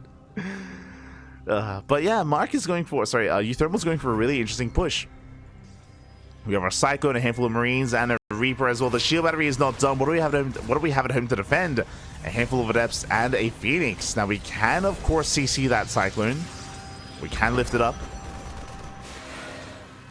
But NightPhoenix does have to be very careful with how they approach this, as we will not chase this a little bit too far. We will not overextend. NightPhoenix does back off, and we'll have the defender's advantage with the shield battery, with the overcharge.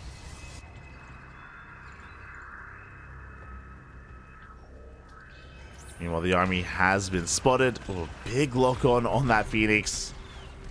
Oh, is enough to bring it down as well. A big pick off for uThermal. Losing one Phoenix already. Back at home, we have Immortals in production. More Phoenixes on the way.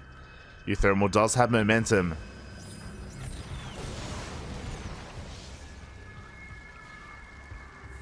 As he moves out, did go for a faster TC. And uThermal's going to be able to delay the production. Very nicely done.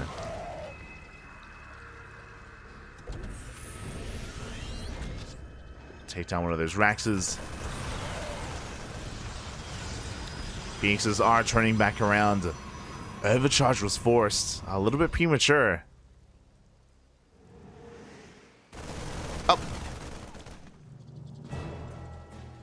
As NightPhoenix attempts to punish the Terran, but alas is forced back.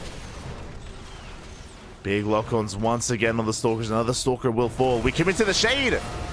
And we are diving on these Cyclones. Ugh, we're trying to focus fire them down as well. We do get one, but only one Phoenix will survive. A rough trade for NightPhoenix overall. I mean, he killed Marines, he killed one Cyclone, but that is it. And behind this, uThermal is getting into double E bays, of course, a third base, a 2-1-1, sorry, a 3-1-1 setup. Meanwhile, NightPhoenix is actually sending everything across the map. I'm a little bit surprised. Boys are being pulled. Adepts are going to be going down as well. Oh, we do have to respect these Cyclones. Big lock on. I'm loving the juggling here from NightPhoenix. But more SCVs are being pulled, and we're getting a lot of economic damage done. But what about the army? What about the army of uThermal? Another Cyclone appears, and NightPhoenix is being forced back. We have 3 more gateways on the way. 6 in total. We're waiting for another warp in. 15 SCVs did go down. uThermal's economy is in shambles, and can we get on top of those last 2 Cyclones? One Cyclone will fall. There's only one left. Oh, oh my god, as NightPhoenix is again trying to juggle his heart out, but he's losing a little bit too much. Is being forced back. Has to back off. Wait for another warp in. Oh, warp in home instead. And uThermal has held. uThermal has held on. And it looks like NightPhoenix is going to have to back off and expand, take a third base. Can he keep up with the drop play of his opponent, though? What's important is that NightPhoenix is not stopping Phoenix production, thankfully, but has been bleeding out a lot of Phoenixes throughout the course of this game.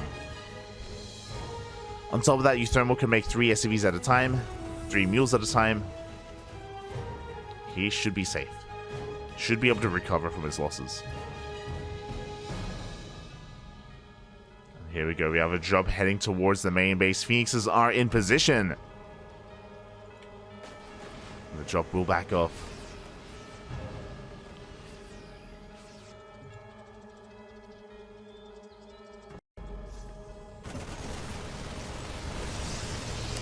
Yeah, we see uThermal coming in and once again forcing another cancel on that third base. Medevacs are being targeted down. But we do see that NightPhoenix just doesn't have the DPS here to really go toe-to-toe with this army. Does not have enough. Has to back off. We have Colossus on the way. Additional Phoenixes. Third base as well. NightPhoenix is behind. Even though it has a higher worker count, third base is getting up and running. We have a Mule Hammer for the third as well. uThermal is taking an economic lead. 1-1 is about to kick in. He's just continuing to reinforce. God, these cycles have been insane.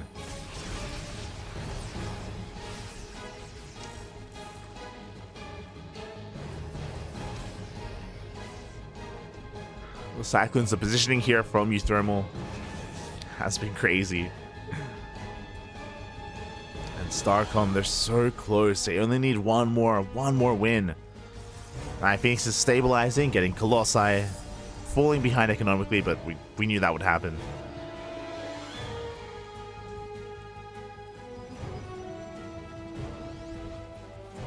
And interestingly enough, uThermal is not making Vikings. Despite being aware of the Colossi, he's going into Ghost production instead. Gonna be just, yeah, not going for Vikings, not going for Medivacs yet.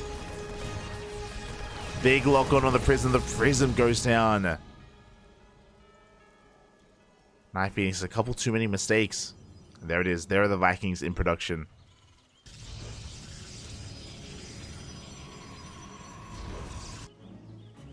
Now, NightPhoenix can still bring this all back, of course. I do believe. But it is going to be a rough road here for our Protoss player. Hey, does find a Cyclone, finally. Does get it. And a little bit too late at this point. The Cyclone has more than paid for itself, but NightPhoenix is able to fight back. Catch some units here and there. Maybe even get some SCVs.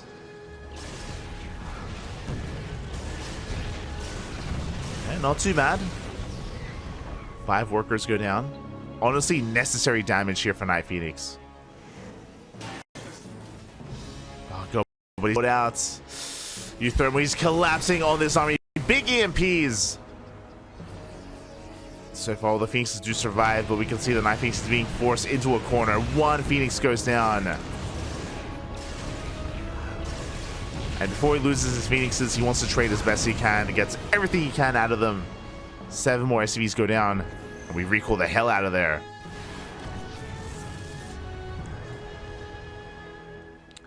That was 2 Phoenixes for 7 SCVs.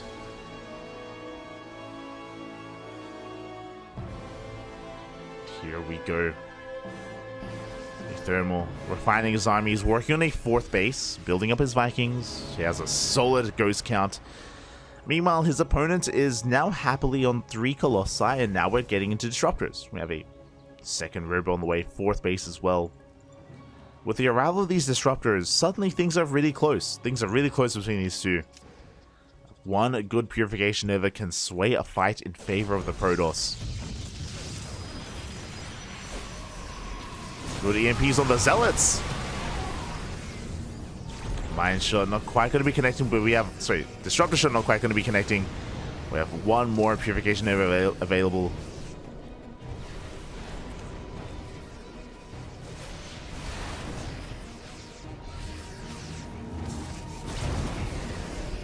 And we'll at least clean up these mines. You can see the armies becoming a little bit terrifying. uThermal, he wants to respect it. He does respect it. He's got a minefield set up, takes down another Phoenix. Pushing on ever closer.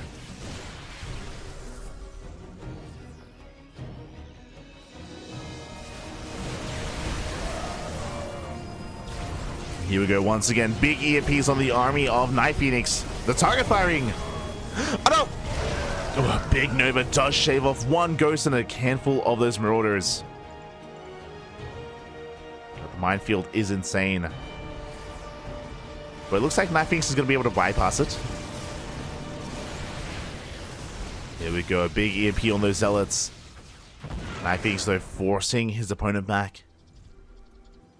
Oh, that minefield. Already landing 1 connection on the Disruptors. Likewise, a couple of Stalkers are going down as well. But NightPhoenix, he doesn't care. He's pushing on forward, denying the 3rd base. Sorry, denying the 4th base. Rotating towards the 3rd. We have +2 ship weapons on the way for those Liberators. Oh, the Winterminds, they're waddling into the mineral line. They're waddling in. Speaking of, we do have Zealots getting into the natural as well. NightPhoenix is going to be able to react. Does recall? Oh my god. Okay, recalls the Observer, thankfully. The retargeting. Oh, the skin on the Observer as well. Oh my god. uThermal. He's an animal. That was the only Observer, by the way. We have to make another Observer for the army. Oh, that's a kill, though. Kill, not a cancel or a lift.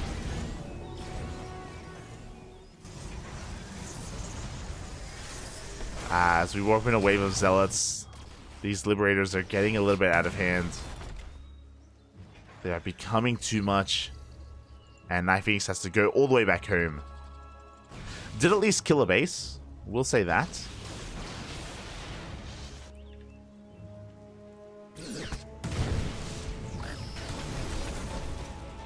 We do have another observer. 11 probes go down. Finally, the mine's going to get cleaned up. But they put in a lot of work. They did a lot for uThermal. Meanwhile, with the death of those workers, NightPhoenix is super maxed. If you look at the numbers here, both players are about to max out, but NightPhoenix has 150 army supply. That's insane. An insanely large army. Up. As the main force has been spotted, uThermal is getting in position to defend. He has a lot of liberators already. Meanwhile, we do have a run by across the map. Because NightPhoenix is maxed out, he cannot warp in defensively. Doesn't have the free supply for it. And he's not turning around. Now is not the time to turn around. Now is the time to attack. But he's going to be losing a lot back at home.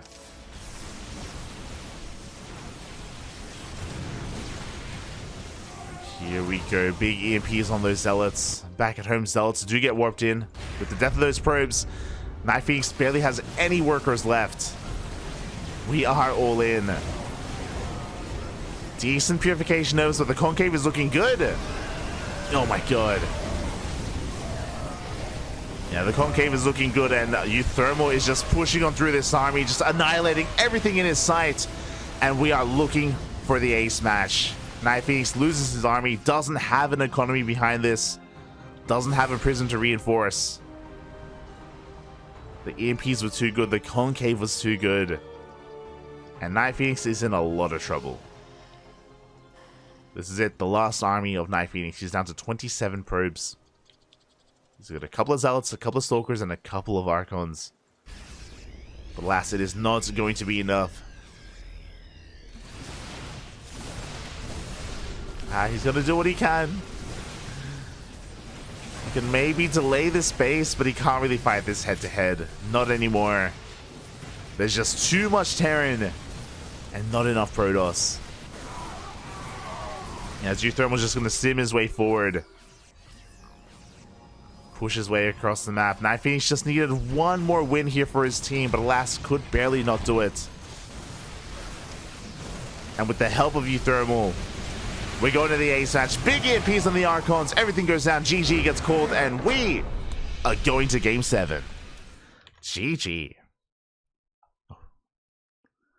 GG, well played. We are going all the way to the ace match. Oh my god. Team STARCOM initially had a strong start here to this series, but as we can see, Team Rotti have brought it back here in their own favor. And now it all comes down to the final game, which will be taking place on Royal Blood. Royal Blood is going to be that last game. And who's going to come out as the ace player? That's the real question. I'm feeling Wayne. Wayne makes the most sense from Team STARCOM. And Team Rotti, they have the advantage of being aware of that. As they have, I want to say, two possible ace players. They can send out uThermal, or they can send out Special. I do think that Wayne can definitely take down either one of them. But, again, Team Rotti, they can kind of convene together. They can go over their players. They can discuss amongst themselves who has a good build ready for Royal Blood. The map is predetermined. The map is predetermined. Regardless of which way this goes, it will be on Royal Blood. I believe the game will also be played on EU. So because of that, Special may not play. I don't know if he wants to play on EU ping from Latin America. It's not bad, but it's not amazing either. So just because of even the server advantage, we could see Wayne versus uThermal, EU versus EU, just for that, which I wouldn't be opposed to. But I'm not too sure, like, if uThermal can keep up with Wayne though. That's like when it comes to TVZ specifically, it's a lot more of a mechanical game or a mechanical matchup. Ooh. So we'll see. We shall see.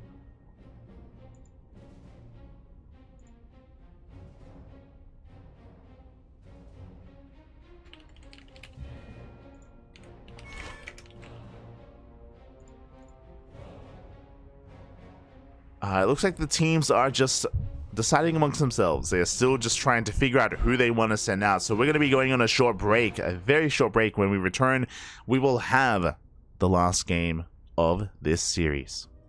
See you soon. We'll play a duct tape.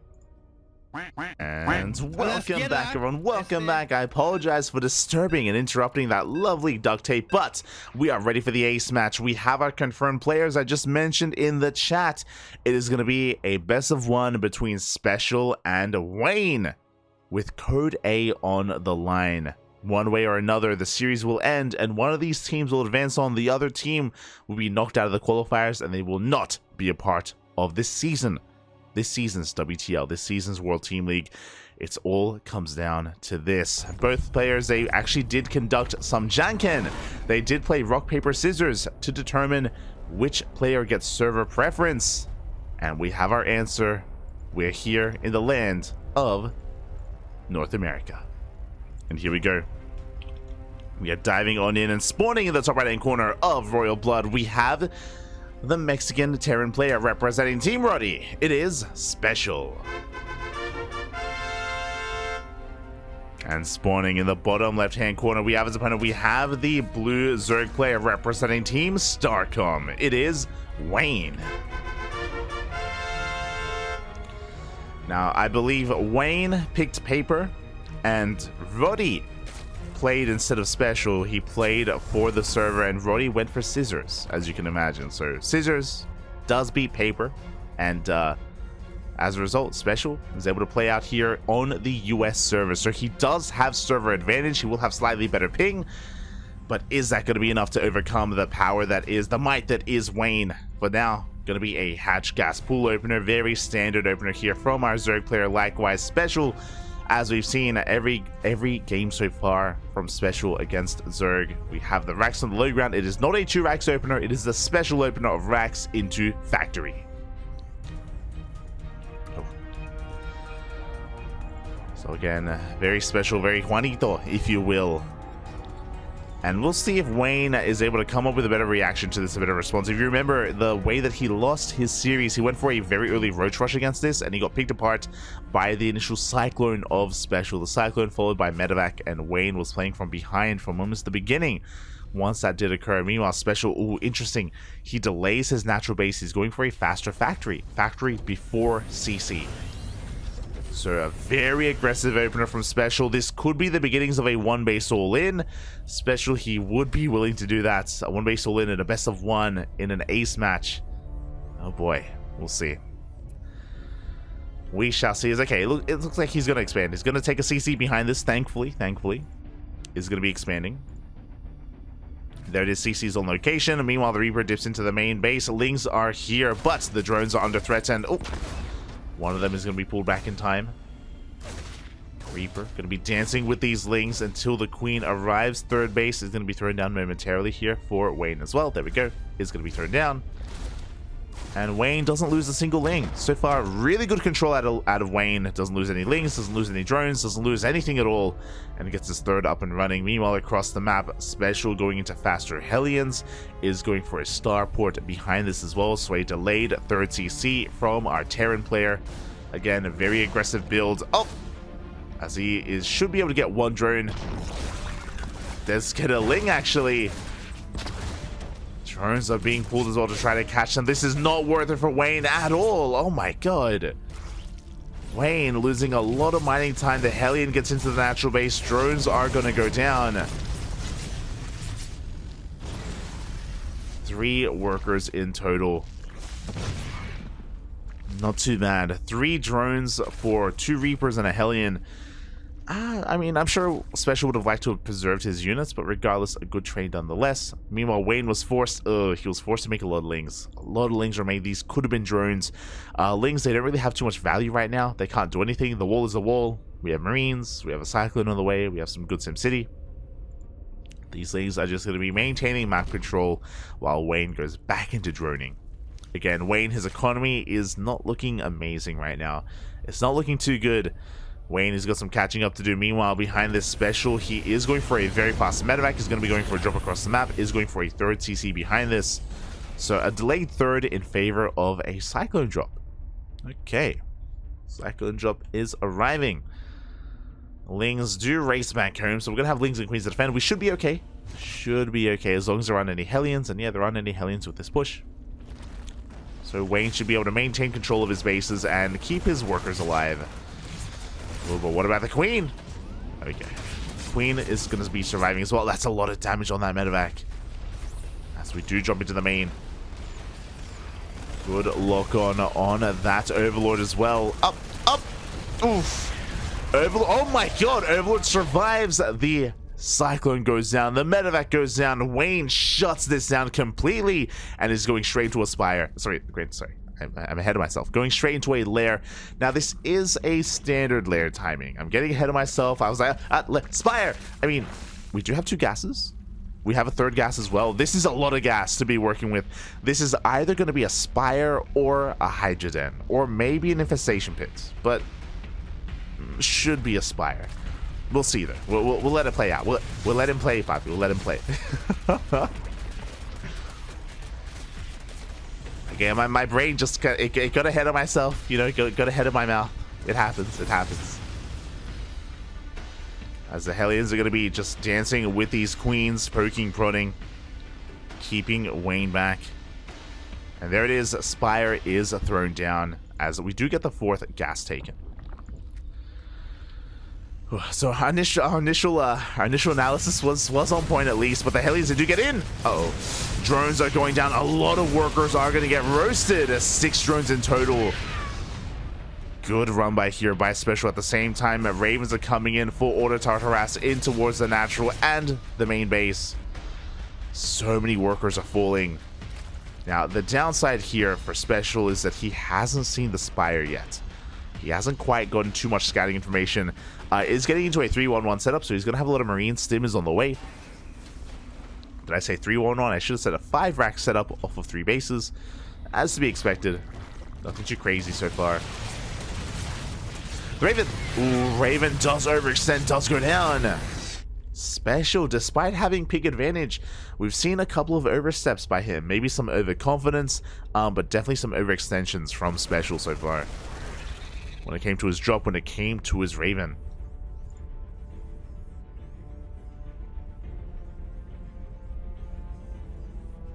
And yeah, here we go. We do have the mutas about to hit the field. Behind this Special, still working on his production, getting his 3rd base up and running. No, these SCVs are not working. They're pretending to, but they're actually following one of the SCVs instead. So not the most efficient mining here from Special. Hopefully he recognizes it soon. That's 3 workers that just aren't really doing too much. Meanwhile, the Raven does come back in.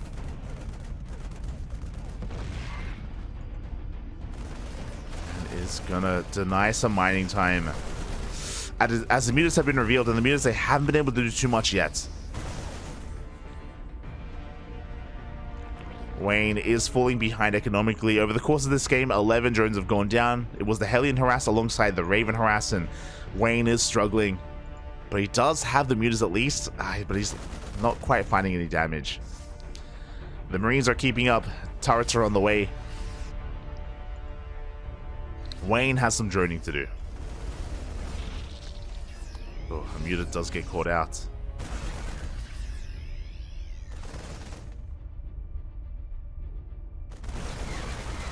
Here we go. Wayne is looking to collapse on the drop. Good target firing on the medevac. The first medevac does go down. The tanks are in position. Wayne has to back off. And there we go. He's getting his 4th up and running. We have 7 more workers in production as well. And this should get Wayne to around 80 workers. It did take him a little bit long to get here, but that was because of the Hellion damage done earlier. So again, Wayne has had to recover. Mutas, they're going to have a hard time finding damage as well, just because the turrets are done. But they do get a couple of workers. 2 SCVs go down. As the mutas do dart into the main. Again, trying to keep Special busy, trying to keep him at home. These mutas, they haven't paid for themselves yet, but they're at least buying time. Oof, as we're bleeding out too much. Ling's going for a counterattack. They do take down the bunker. They're going to be getting into the mineral line. But we have reinforcements. We have plenty of reinforcements. The Lings do get cleaned up. And now Special can focus on this push. 5 meters have already gone down. 500 gas down the drain. Again, this is still looking very close. I'd probably say in favor of Special at the moment. Yeah, another meter falls. This has been an expensive investment here for Wayne.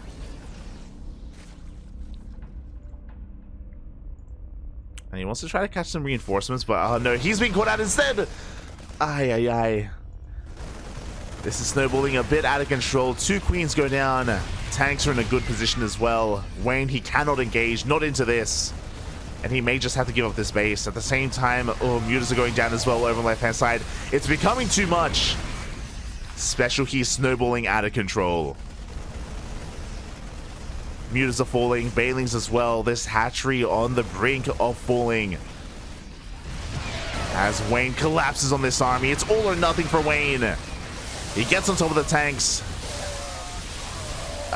Decent Bailing connections, but there's still so many Marines. There's too much man with gun, too much Terran, and Special is going to be able to break on through.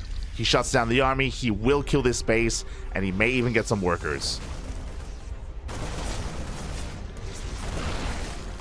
The entire mineral line is going to be going down. Wayne not able to give up this base in time. And Special has done it. Team Rotti, they were up against the wall. They were up against the ropes. But Special, along uThermal, the Terrans on Team Rotti, they were able to bring it all back. Good target firing on the Bailings. GG gets called. And Special does it. Team Rotti will advance on into Code. GG.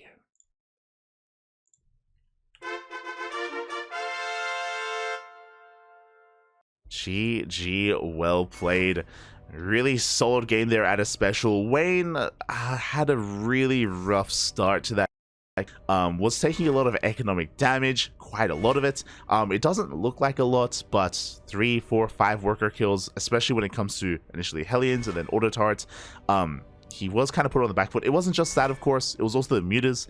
The mutas went unscattered, but the mutas themselves weren't able to do any economic damage. They weren't able to maintain map control either. And we saw Wayne just losing and bleeding out a couple too many mutas over the course of that game. And it was an investment that just didn't really pay off in the end. It wasn't worthwhile.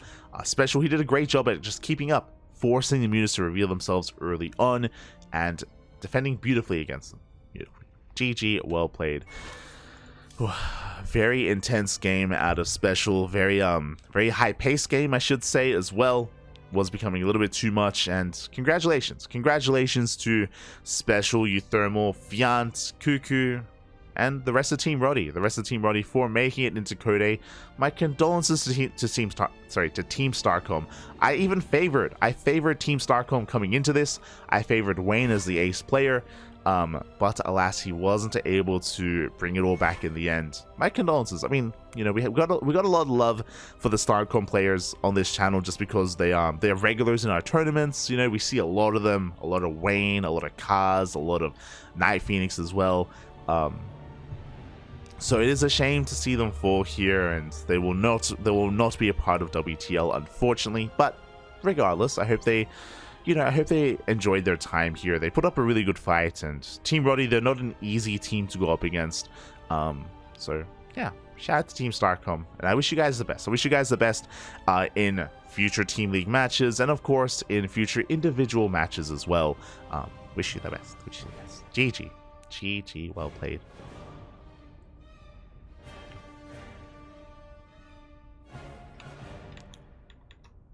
And with that, oh, I should also, there we go. I should also update the score outside the game.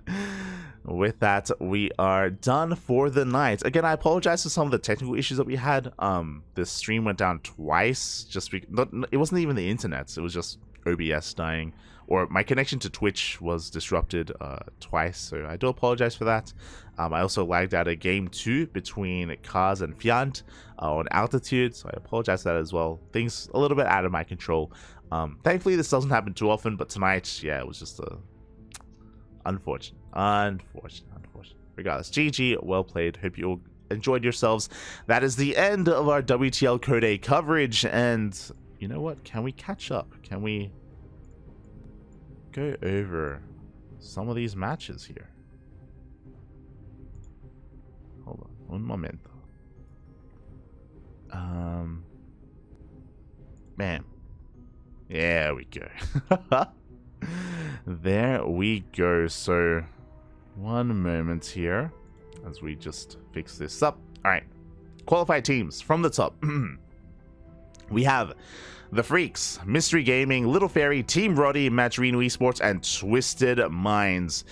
Some pretty big teams are going to be making it into Code A from these qualifiers. We have a bunch of Koreans, we got the Europeans with Team Rotti, we got the Chinese players with Little Fairy, and a couple of Europeans as well for Jimmy, arguably one of the stronger players on Little Fairy. Matcherino Esports, they recently picked up Nightmare to really round out their team. So Estrella, Future, and Nightmare, very solid lineup for Matcherino Esports. And Twisted Minds also picked up players. This was my surprise. I didn't expect Twisted Minds not to pick up Koreans, because initially they only had Classic. And then for WTL, they picked up 3 more players. They picked up Young Yakov, Nicorect, and Aristory. Very unexpected. I assumed that Twisted Minds would go for the Koreans like Cure and Gumiho and DRG, as the players I just mentioned are free agents. But yeah, they went for some European players instead. So I'm sure there's a story behind this. I'm very curious as to what the story is, but really interesting pickups nonetheless. And these will be the teams competing in Code A. Not the only teams, as we do hop over to Code A. Again, !B in the chat if you guys want to have a look at the Wikipedia page yourself. As we scroll down a little bit further here. Now, the qualified teams are going to be facing off against the relegated teams of the last season of WTL. We have Berserker Esports and IG. Now, I wonder what's happening with IG. I know that there have been some player roster changes. I know, like, are the Starving Camels still in this? Hold on. They are.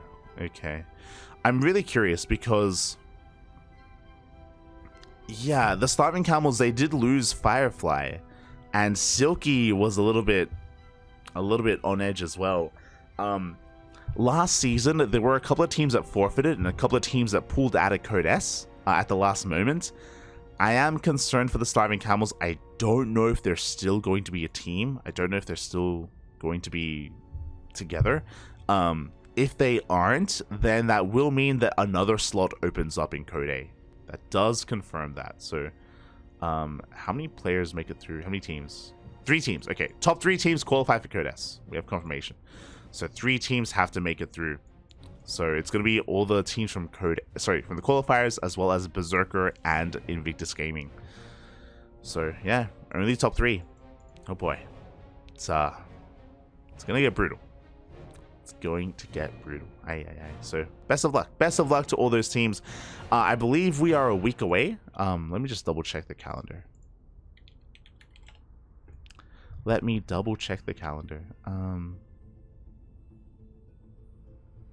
WTL is Code A Day 3, Day 1. Next week on Monday. Interesting. So next weekend is Masters Coliseum, the playoffs, and then Code A is the 11th of September. So 1 week from now, just over a week from now, is going to be WTL Code A. It's going to be a 3-day event. Oh no, sorry, actually. 5-day event. No shot. No. 6 days? 7. Code A is a 7-day event? Oh my god. Okay. Well, So, when it comes to WTL, World Team League Code A, it's going to be a week-long event, and it's going to be taking place next week. So the teams, they have time to prepare. They have times to recover, recuperate, and settle on down. So, yeah, we'll be getting into that right after Masters Coliseum, as Masters Coliseum starts tomorrow. Let's go. Plenty of StarCraft on the horizon. If you are interested, if you enjoyed our casting, and if you want some more, and I do promise that we won't have any technical issues, or I'll try and promise we won't have any technical issues tomorrow. Tomorrow is going to be ESL Open Cup Asia. ESL Open Cup Asia is going to be tomorrow afternoon in less than 24 hours. Less than 24 hours from this message, so we got you covered with some Korean StarCraft. Day after that is ESL Americas and Masters Coliseum.